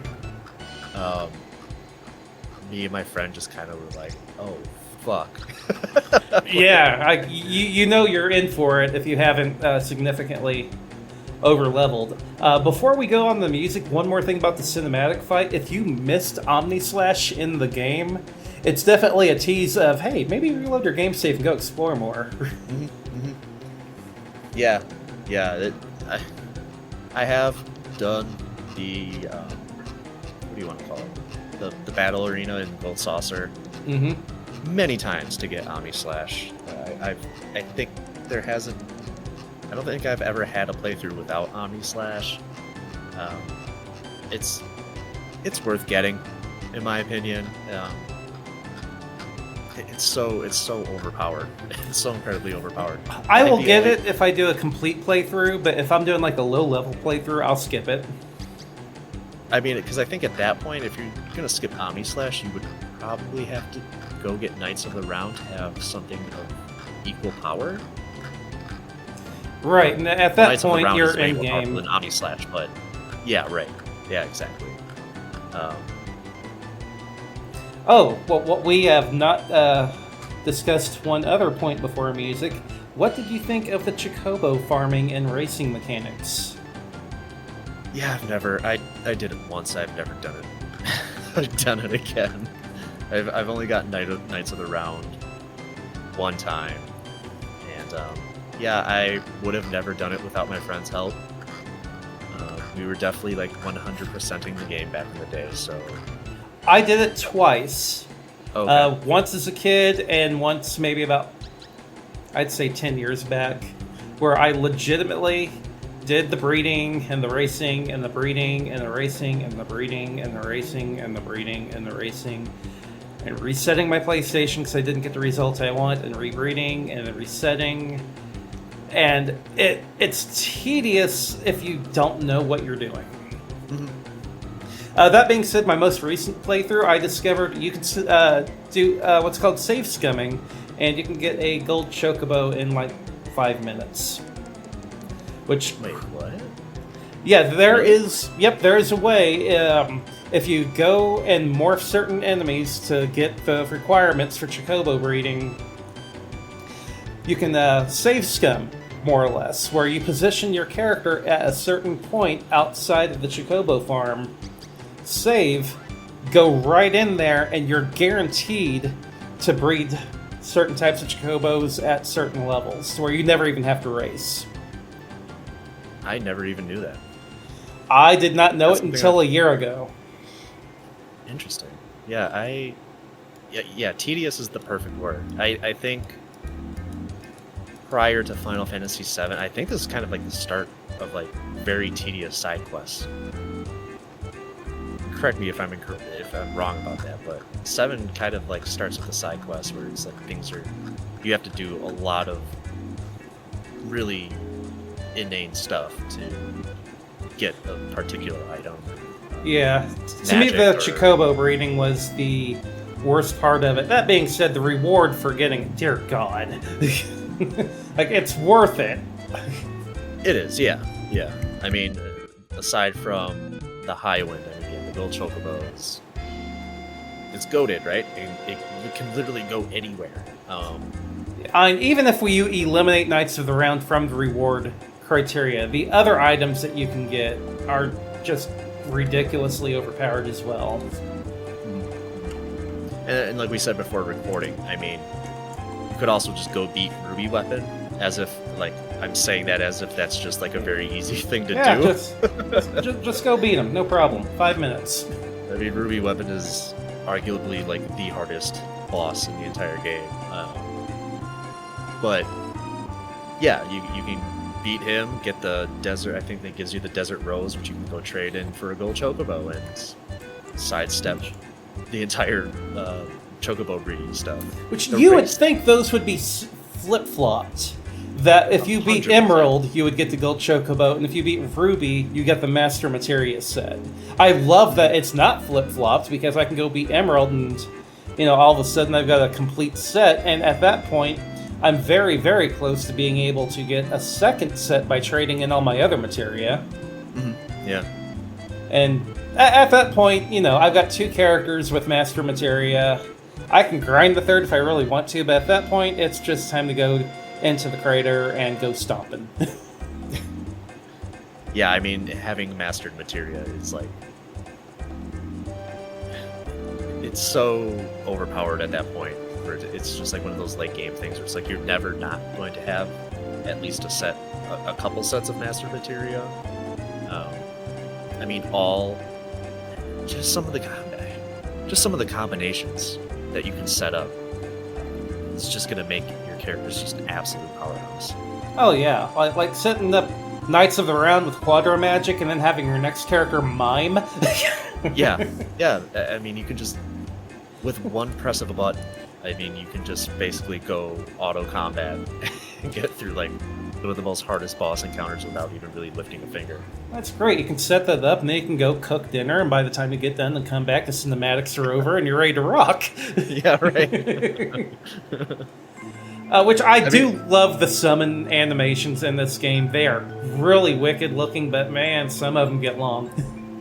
Yeah, I mean, I remember getting every subsequent Bahamut materia, and me and my friends like being in, again, you just didn't see this stuff in video games, and just being in absolute awe of what this game was doing with the summons.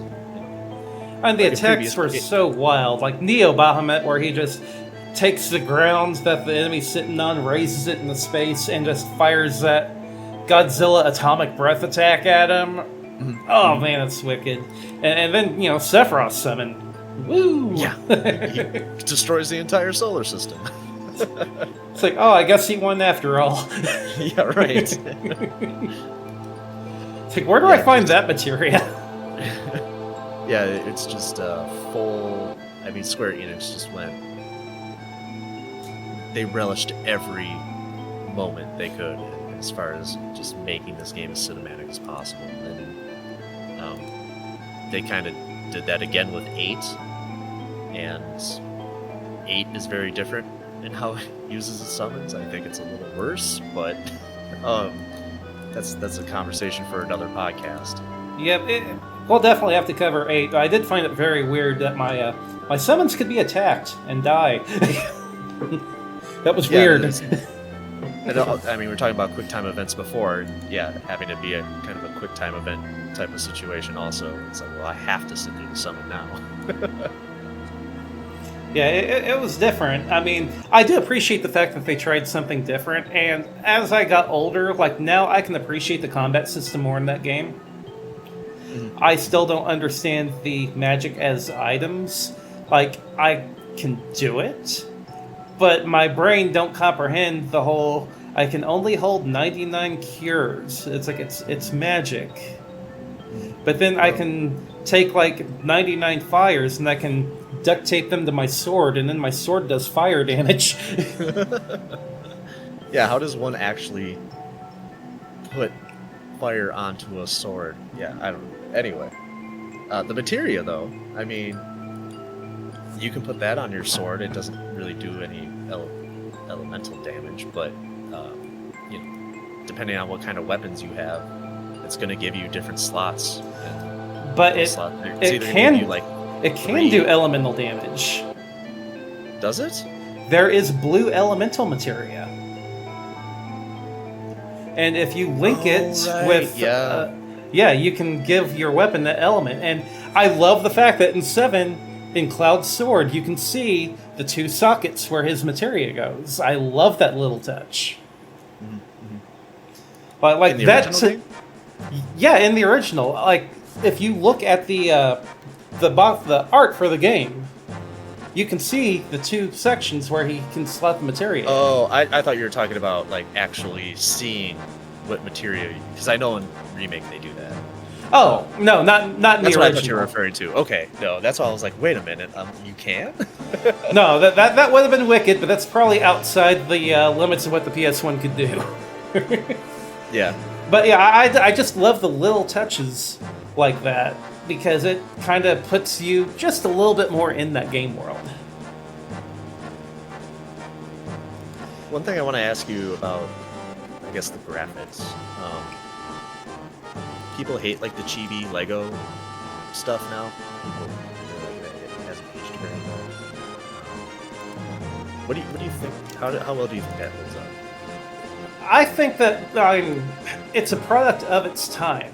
Like, sure, we can look back on it now and be like, oh, they all look chunky and chibi, but keep in mind, we're dealing with an early-ish PlayStation 1 game where they had a limited number of polygons that they could use to design the characters that they wanted. It was the first 3D game, too.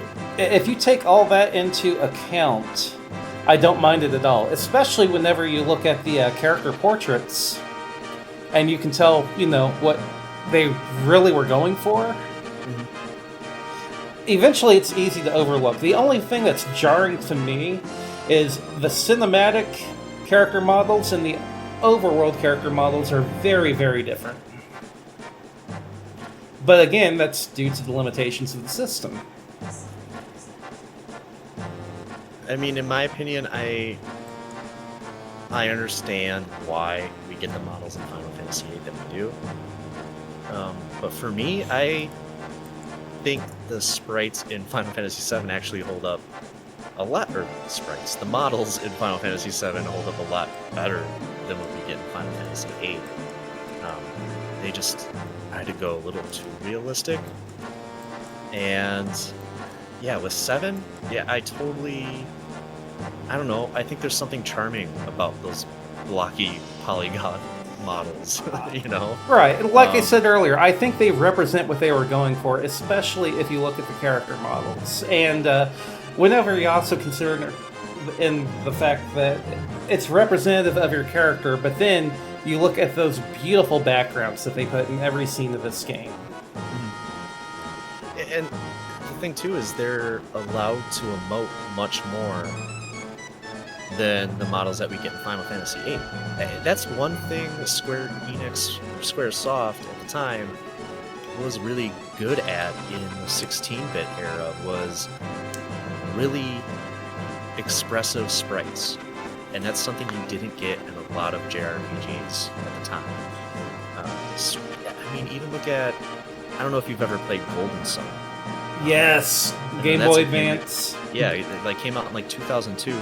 Those sprites don't even emote as well as, Final Fantasy 4 or 5. Right. Golden Sun, the only real emote you got was like the columns of light going over your character whenever they're using the synergy. I love the emoting in 7. Like, Cloud's little shrugging motion, Barrett's shaking his gun. It definitely puts you in the game world again, just that little bit more. Or even just when Cloud puts his hands on his hips and then his hips kind of slouch to one side or whatever, there's just these little bits of detail that they wouldn't be able to do, and they couldn't do in Final Fantasy VIII. The characters could you could see their arms move around in Final Fantasy VIII and stuff like that, but you don't get the little head tilts or anything like that like you get in 7. And that's because you got some low poly models. And admittedly, Final Fantasy VII graphically kind of has an identity crisis because you're getting the low poly models on the field. And then in battle, you're getting these higher quality models.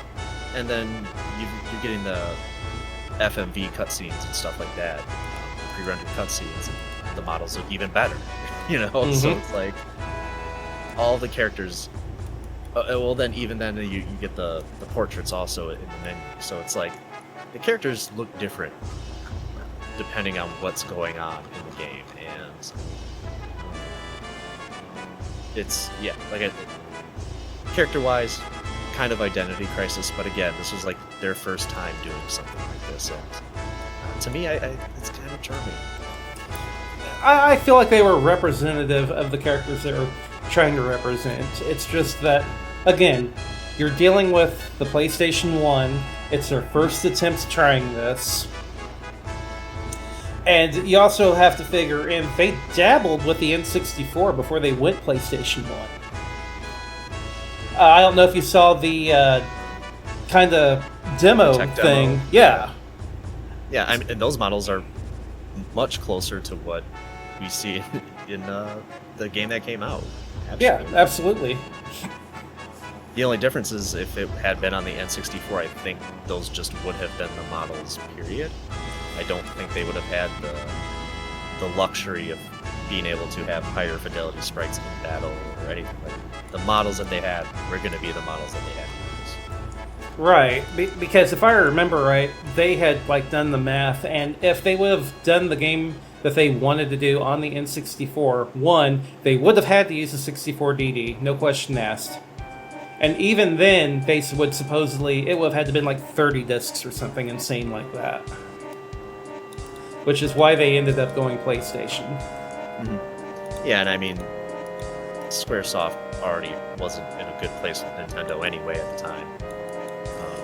Now, as a kid, I didn't know that, because no, me either. The game that I remember before this one was, of course, Mario RPG. Mm-hmm. Yeah. So in my head, I'm like, okay, Square and Nintendo have never been in a better spot. And then after Mario RPG, they have their very public breakup. And it's like, whoa.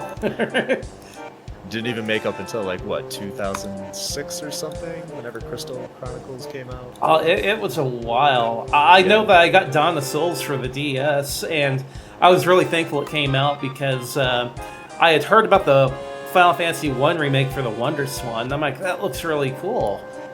But I don't have a Wonder Swan. I don't have any plans of getting one. And then the Dawn of Souls came out for Game Boy Advance. Like, yeah, cool. So it was glad to see them come back. And then, of course, later on, Final Fantasy VII finally did get released on a Nintendo console. All of them did. Yeah, it was a beautiful thing. Yeah, it's really good. I mean, the Switch is perfect for this type of games. And I think some of the pre-rendered backgrounds and stuff like that, some of them haven't aged great, but for the most part, I think it works. I think they're beautiful, to be honest. I get that in the modern era, yeah, they're pixelated. But yeah, they're go back, too muddy sometimes, but go back on the CRT television, though, and look at them on there, and they're stunning looking. Oh, yeah. Again, it's something... I don't think having a full... actually 3D rendered background would have worked as well as the pre-rendered stuff. Well, they used little tricks too to make it even deeper than what it seemed to be. Whenever you're on your way to a coral, there's a drawbridge, or not a drawbridge, a rope bridge, and your character starts out facing the camera way down at the end of the drawbridge, and you're literally running towards the screen. Just little things like that they did with the pre-rendered backgrounds to kind of change your perspective of the game. I thought was really well done, because you didn't see anything like that in Final Fantasy 6 through 1.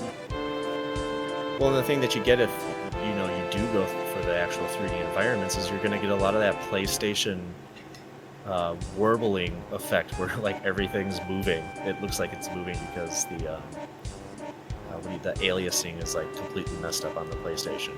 Right. I can't remember. Please correct me if I'm wrong.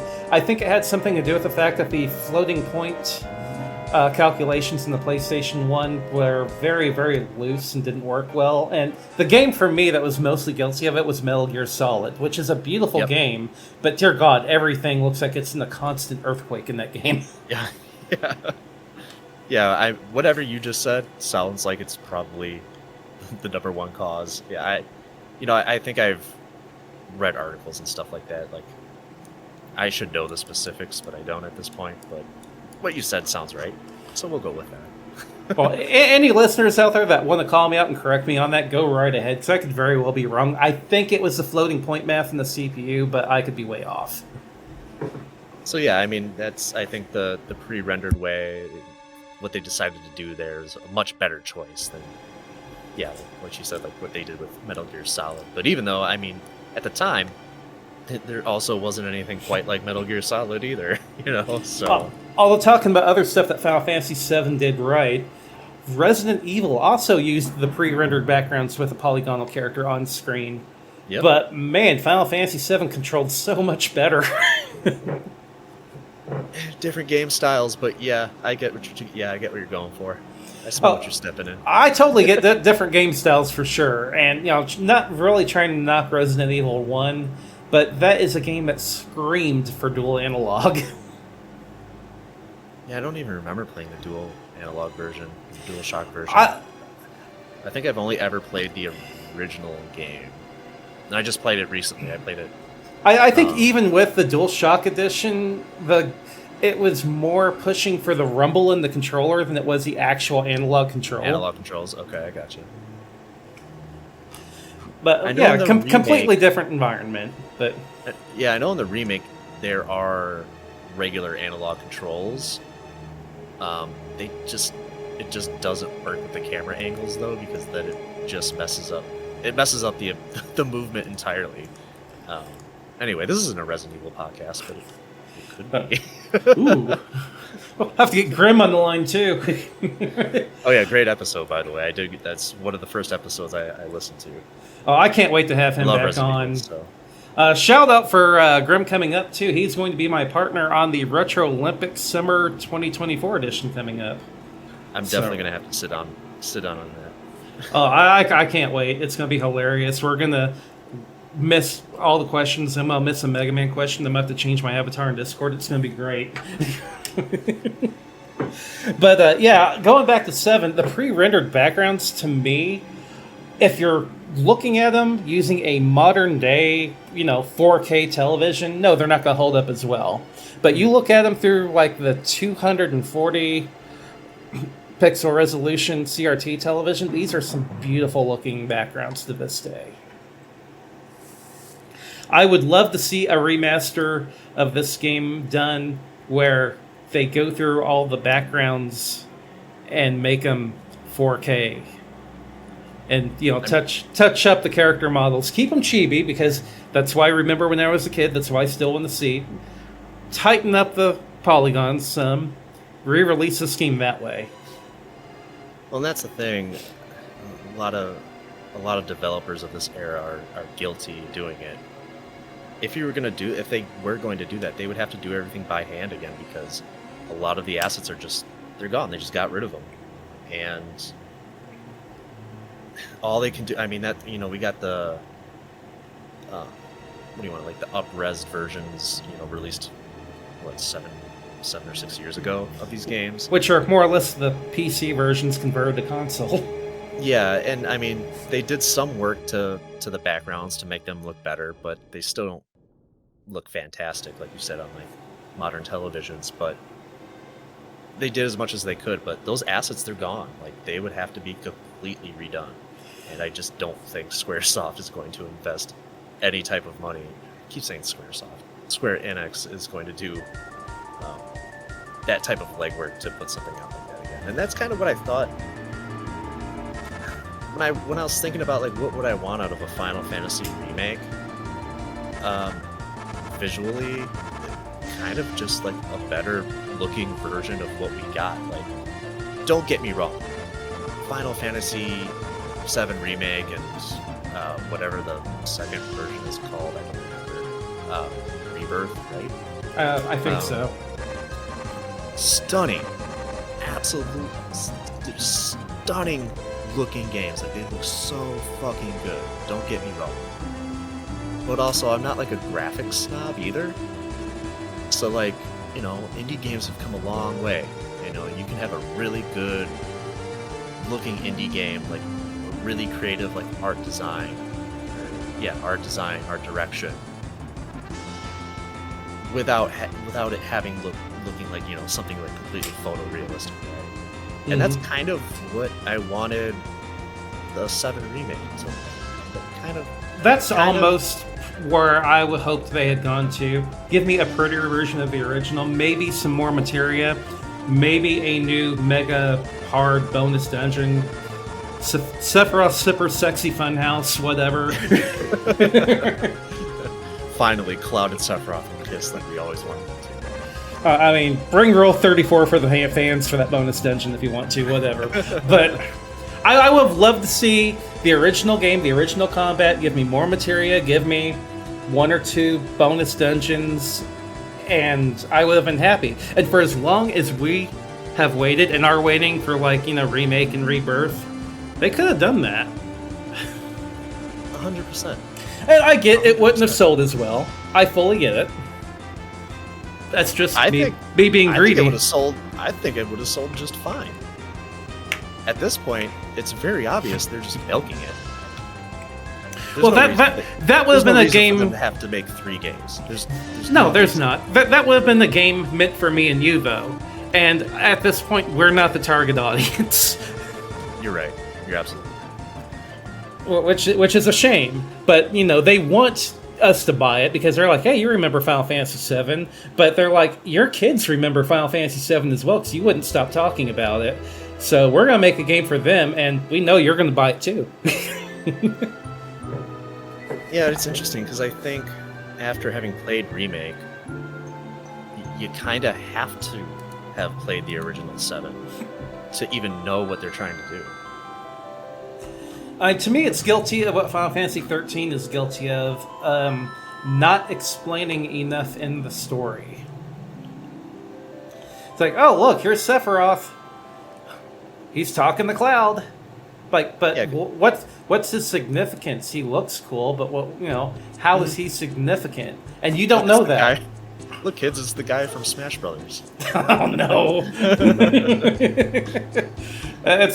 He killed Mario. God, that hits me on the personal level. I mean, you said, it's a different target audience, and there you go. It's like, hey, look. Remember he killed Kirby? Oh, I love modern gaming, but sometimes I hate it at the same time. Soundtrack for this game. We haven't discussed a whole lot yet, but what do you think? Oh man, just bury me with this soundtrack. Like I want to hear it for the rest of eternity. Like I love it so much. Immersion. Yes, I mean, we touched on some of the themes in the game and just how heavy some of them are, how goofy some of the game can be, and how I mentioned how melancholic it can be, and that's the soundtrack, like, to a T. It's powerful. It's emotional. It does things that other Final Fantasy soundtracks attempted to do, but never got quite right. Battle music being a big one. A lot of times in an RPG like this, you will burn out in the battle music because you hear the beginning of it all the time. And in this game, I never really burned out on it. I love that opening jingle. There's a couple different variations of the battle themes too. I mean, we talked about Genova. Genova has, her own, or their own, whatever, it's an alien. Their own battle theme, and then even during one of the fights, Aerith's theme plays over it. So you get different variations of battle themes, but I mean, for the most part, you're going to hear that one same battle theme over and over again. And I never really got tired of it either. And as far as Final Fantasy soundtracks go, it's very hard for me to point at which one is my favorite, because they're all just really good. If there's anything you can say about Final Fantasy, I know like the franchise as a whole is of varying quality, but the one thing that is always S tier, top notch, is the soundtrack. And as far as Final Fantasy VII goes, to me, it just has some of the most memorable tracks. I think the character themes are probably like the strongest. For me, 6 started to really nail in and hone in the soundtrack where it needed to be, and then 7 just continued on that path. Like, the soundtrack follows the story and complements it so well. The first time you hit the overworld and you get that big swell in the music, it's just perfect.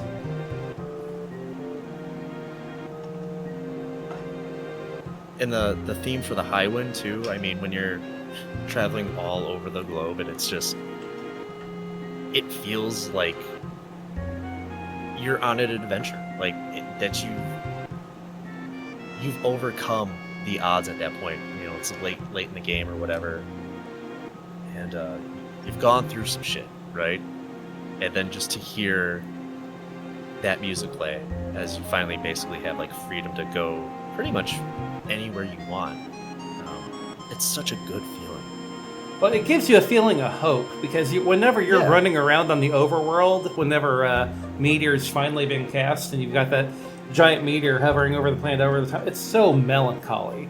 But then you hop on that airship, it's like, okay, maybe we got a little bit of hope in this. Yeah, definitely.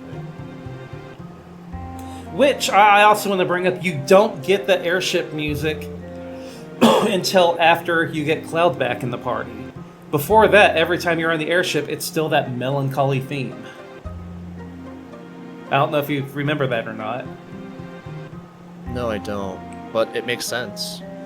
It was something I really noticed in my last playthrough of it. Yeah. So the sense of hope is like probably like the perfect way to describe that theme.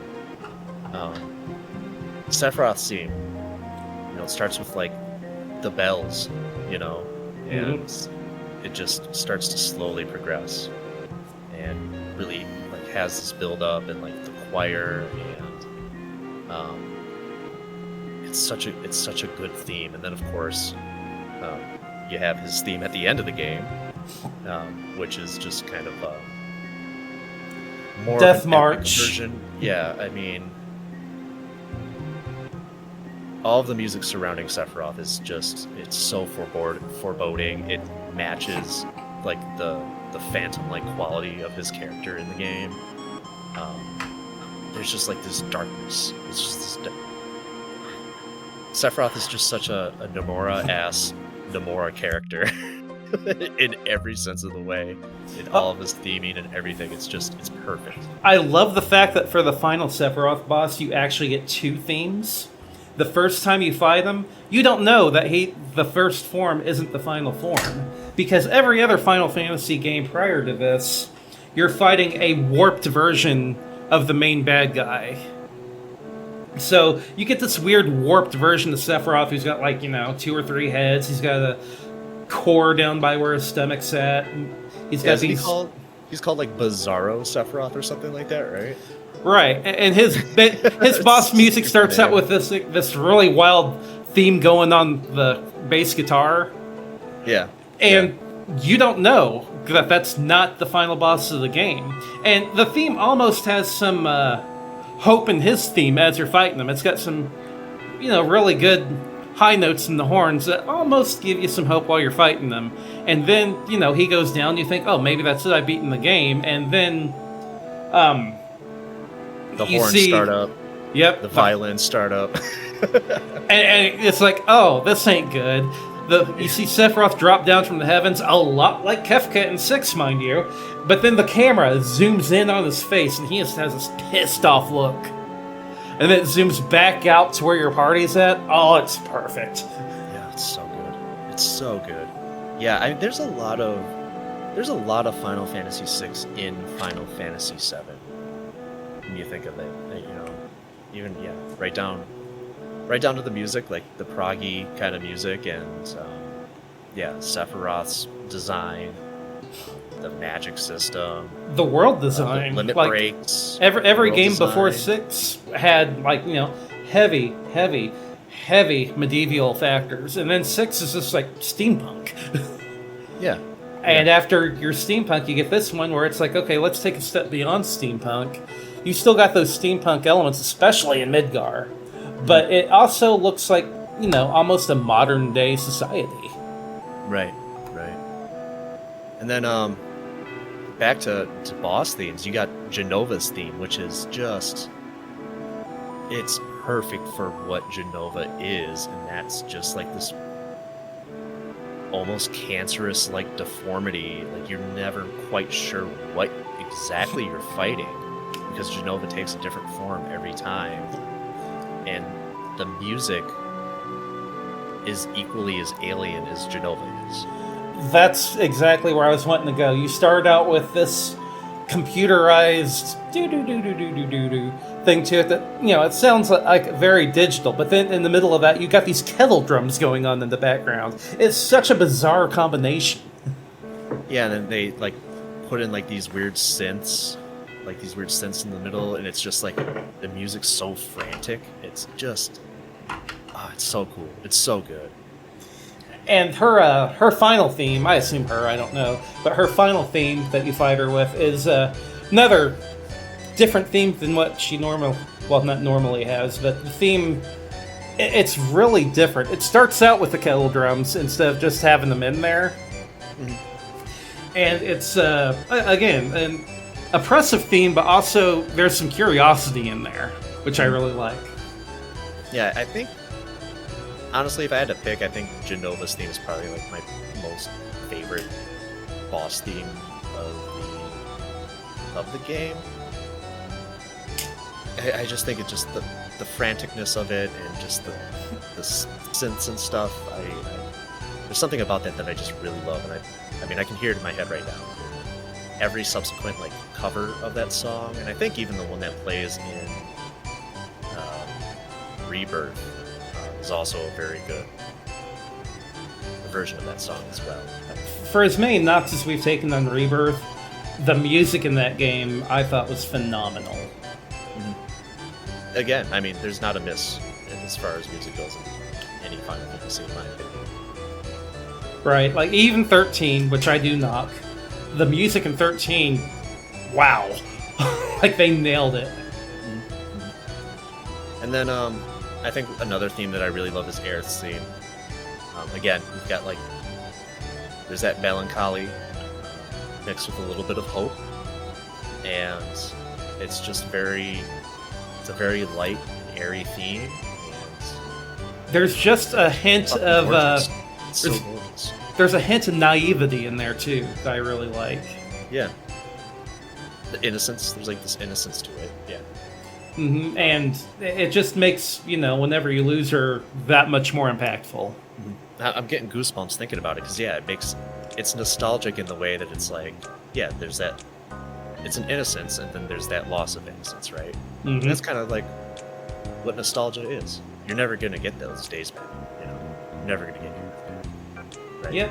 So, it's a gorgeous, gorgeous theme. I really wish that whenever you go back to do these playthroughs of these games, that you could get the original emotion that you got. And that's something that'll always be missing, because if you didn't know the first time you lose Aerith and you're like, something will happen, cram a Phoenix down or whatever, and then, you start to realize as you continue playing the game, no, she's not coming back. Yeah, and it's, there's always those people there that are just like, I don't see what the big deal is. Like, a lot of Final Fantasy characters have died in previous games, and it's like, those characters didn't have the same plot threads and characterization as Aerith did. The closest they ever got before Aerith was probably Galuf in Final Fantasy V, but his death was really offset by Kryl, and it's just like, oh, well, she's got all his abilities. Yeah. And there's so much foreshadowing. Like, now that on repeat playthroughs, like, you can see what, like, they're foreshadowing it like the entire game. Yeah. But when you first play it, you don't really see that as clearly. And in a lot of the other Final Fantasy games, they don't set it up that way. And, you know, because of her death being so emotional and so permanent, that just brings me back to, you know, looking over at Kate Sif and being like, get out of my party. Dude, exactly, yeah.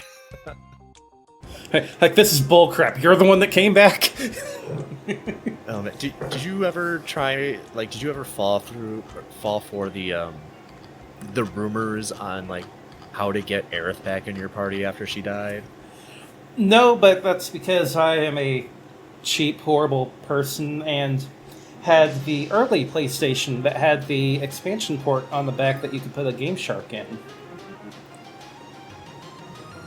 Okay, so I never, I never, looking at early forums and stuff like that, and even Game Fast back in the day, just reading the things that people were saying, I'm just like, this doesn't sound like it would work in a million years. I had been burned enough in the past to where I more or less knew there's probably not a legitimate way to get her back. So that's where the Game Shark came in. It's like, got my healer back.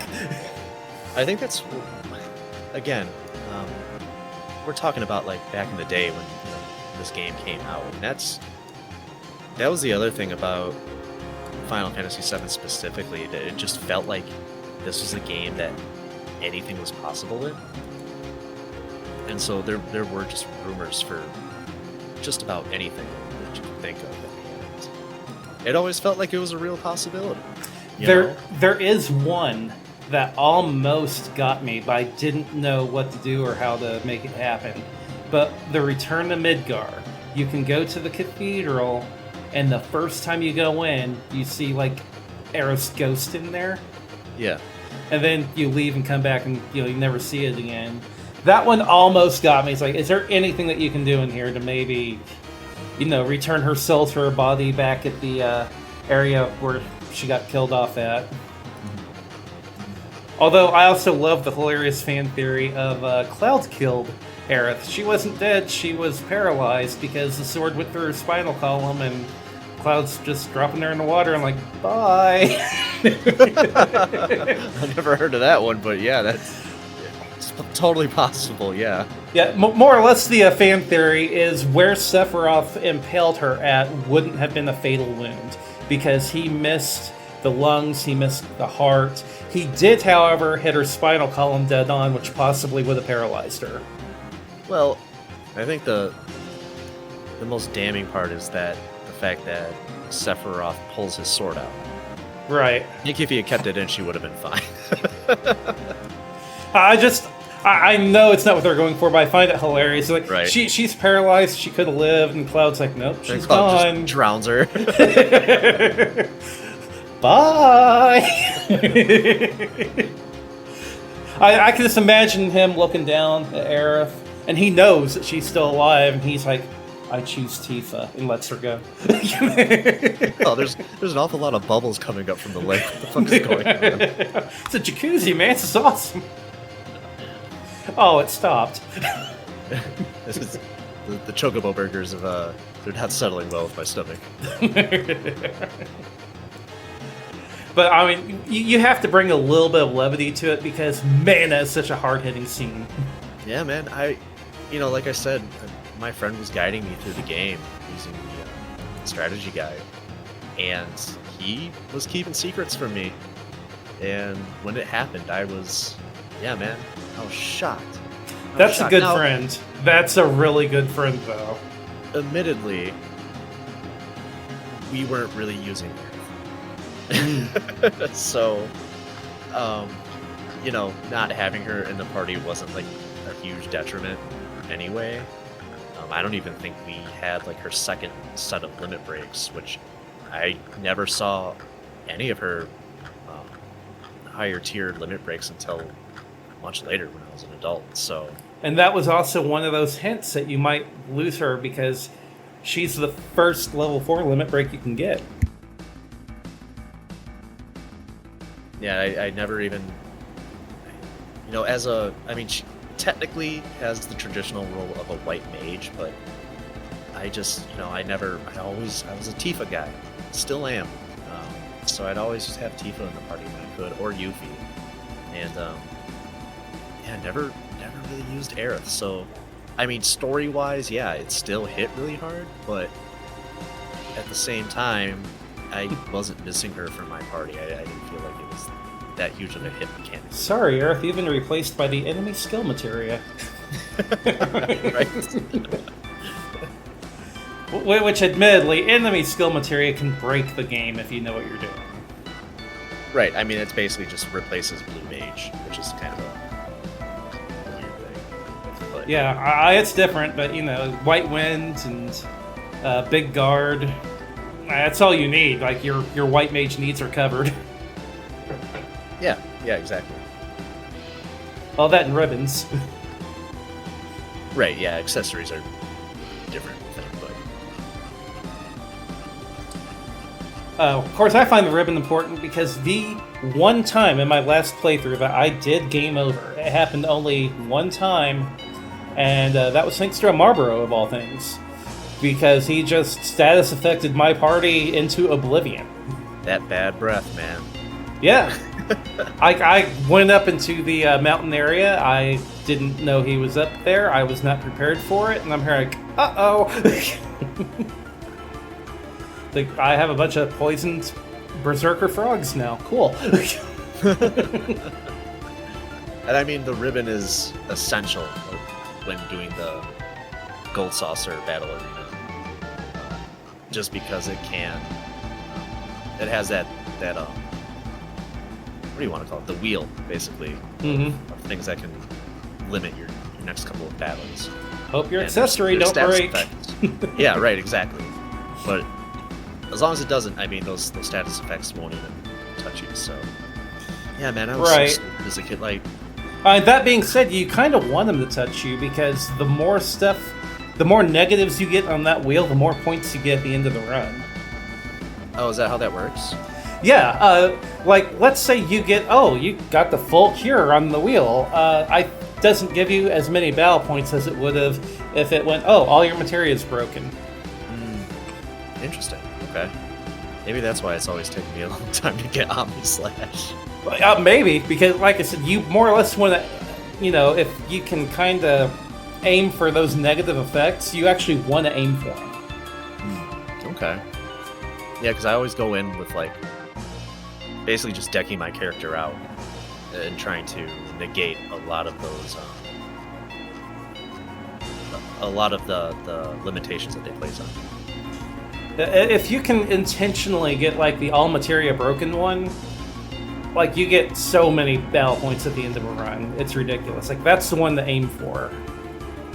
But then you have to do your build to where materia won't really, hurt you if you lose it, which is very tricky in a game that relies so much on the materia system. Yeah. So overall, do you think this game holds up today? I think we pretty well know the answer at this point, but what's your thoughts on it? I mean, yeah, I think it's an incredibly solid Final Fantasy game to this day, and yeah, that's the thing. As much as I don't like what they're doing with the remakes, I got Remake. That was enough for me. I don't want Rebirth, and I don't want whatever's coming next. I'm glad that this game is still widely available. You can pretty much access it on any of the stores that are out there. PlayStation Store. I don't know if they're on Xbox actually. Now that I think about it. I think 7 is, but I don't think the Pixel Remaster is. Okay. If I recall yeah, right, 7, 8, and 9 are on the Xbox. Okay. And yeah, it's available on the Switch, so it's still out there, and that's fucking great. Because if you're like me and you're like, I'm really into what they're doing either with the remakes, you can still go back to this one. It is different, obviously. I mean, it's a lot more of the traditional turn-based stuff that you're going to find in a lot of the older Final Fantasy games. The music is, I mean, we gushed about it. The graphics, again, I said it kind of has a bit of an identity crisis, but again, this was their first time doing something like this. This game, set the standard for, RPGs to come, essentially, that they're going to go full 3D, I mean, obviously there's 2D RPGs that came out after this game. If you're going to go full 3D, a lot of them took what Final Fantasy did, or Final Fantasy VII specifically, they did. And, just the way you can kit out each character. You don't have to have the traditional roles like you've had to do with the job system. The story, again, it's a victim of translation that it got, which we didn't really go into detail about that, but I think they translated it in like a week or something, the entire game. So there's problems there, but overall, you can basically just, as far as Final Fantasy stories go, it's relatively straightforward, which you don't get that much anymore from Final Fantasy games. And again, I mean, you've got, I wouldn't say, the best Final Fantasy villain, but definitely like the poster child of Final Fantasy villains. You get Sephiroth, you get Cloud, you get that, good, very much good versus evil, the duality there. So much good little detailed character writing in here. I mean, I don't know. What else do I need to say, man? I mean, what do you say about a game that's been talked about so much in the past 25 years? Like, I can't really say anything. I can't enlighten anything or shine a new light on Final Fantasy VII. I don't even think I've done justice in the past 2 hours, to be honest. But The only thing that I would add is that if you're the type of person who maybe you don't want to go with this game over the graphics because, again, it's a PlayStation 1 era game, get the PC version on Steam and Google Seventh Heaven, because Seventh Heaven is a mod pack that will make this game look stunning. It will up-res your backgrounds. It will completely change the textures of your characters. You can have the characters in this game look like the characters from Final Fantasy VIII, except in higher resolution if you want to. Like, you can make it look significantly more modern if that's your holdup.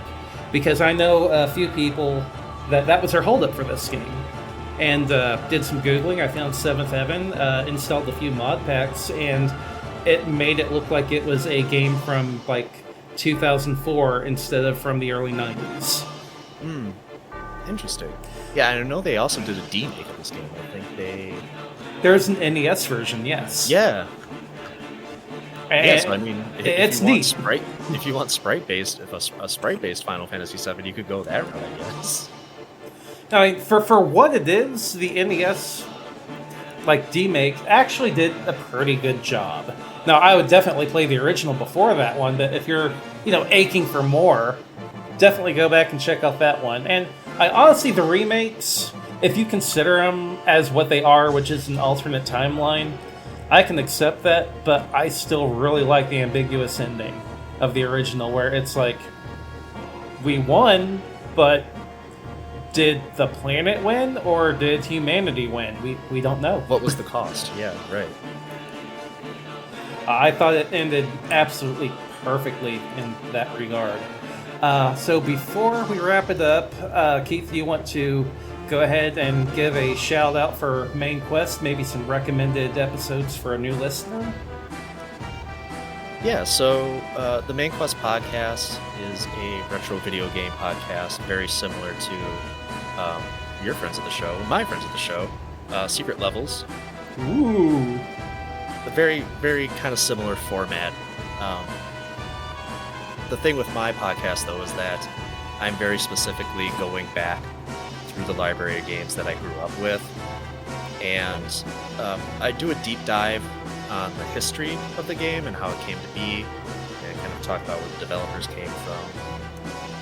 And then I kind of go into, the graphics, the story, the music, and then just see if the game still stands the test of time or not. If there's anything I want my listeners to walk away with, it's maybe they learned something new about one of their favorite video games. So you can find Main Quest Podcast pretty much everything at this point. As far as episodes to start out with, I did reviews of the first 3 Final Fantasy games for the NES and the Famicom. If you are a fan of the Resident Evil games, I have a complete different side series on those games on the same feed. So I covered like the entire mainline series. And what else? Yeah, I think those are good starting points, I suppose. Otherwise, I've covered everything up through my life through the Genesis. So there's probably something, if you search through the feed, there's probably something that I covered that you grew up playing and love, and I probably talked about.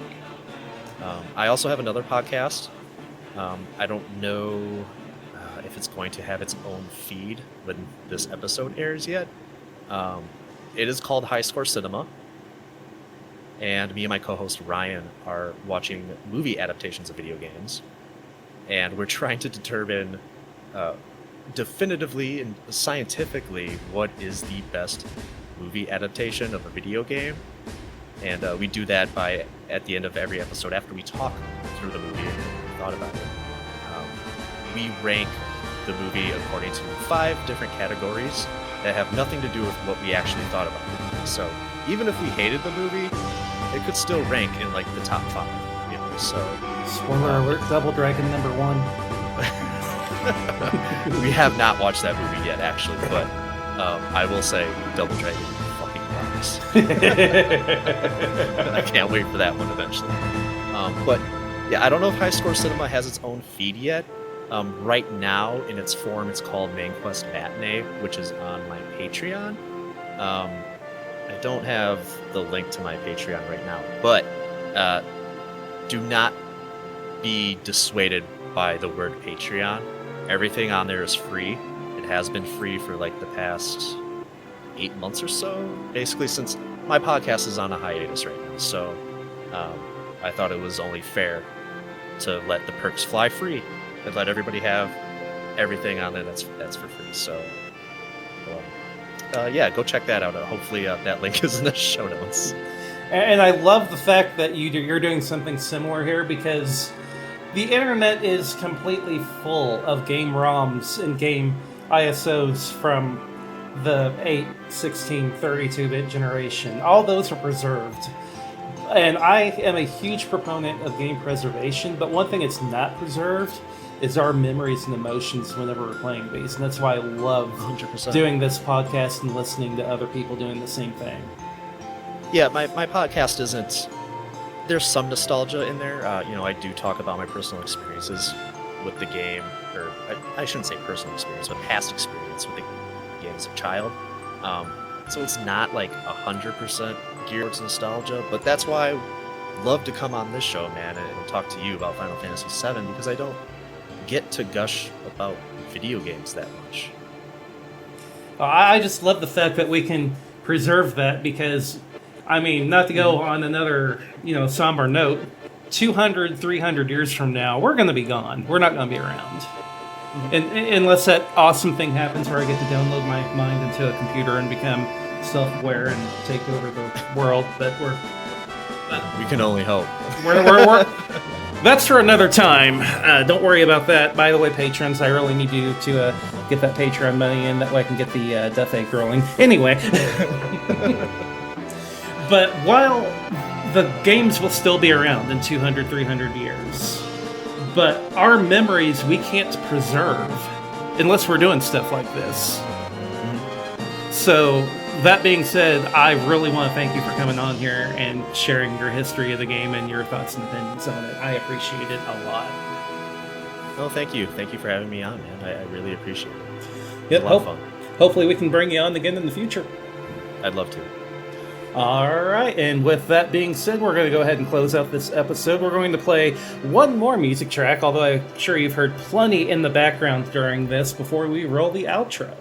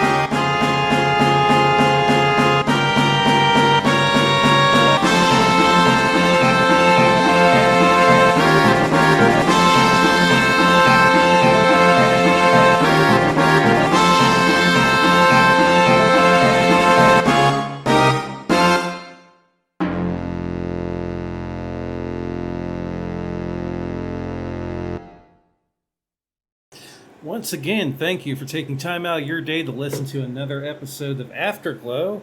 I would also like to thank Keith from the Main Quest podcast for coming on and spending quite a long time with me discussing Final Fantasy VII. It is definitely one of my favorite role-playing games, and you can hear the love in his voice too whenever he's talking about it. So a huge shout out. Go check out his show. He is on hiatus right now. He is playing and coming back, but he does have a huge backlog that you can check out in the meantime. So be sure to go check it out because he has a huge love for gaming in general, but especially Final Fantasy VII. I love the fact that we could talk for so long about this awesome game. So if you're looking for more podcasts, especially after you've listened to this one, go check out Main Quest. If you check the show links down below, I have included a link from him. It is actually a link tree which will allow you to check out all things Main Quest. He also has a Patreon on there, which is absolutely free, but if you want to shoot him a few bucks for, taking time to make a huge backlog of shows and for taking time to come on to Afterglow, be sure to do so. In those show notes, you'll also see links to my Discord and Patreon if you want to go check them out. Other friends of the show, including friends of Main Quest and myself as well, include Retro Gaming Roundup, the Secret Levels podcast, and the Lost and Gone podcast. Our show logo is done by TobyVonDoom for Secret Levels, and our show intro and outro music is done by Grim from the Lost and Gone podcast. Hope you enjoyed this special Lucky Sevens episode of Afterglow, and I will see you on the next episode.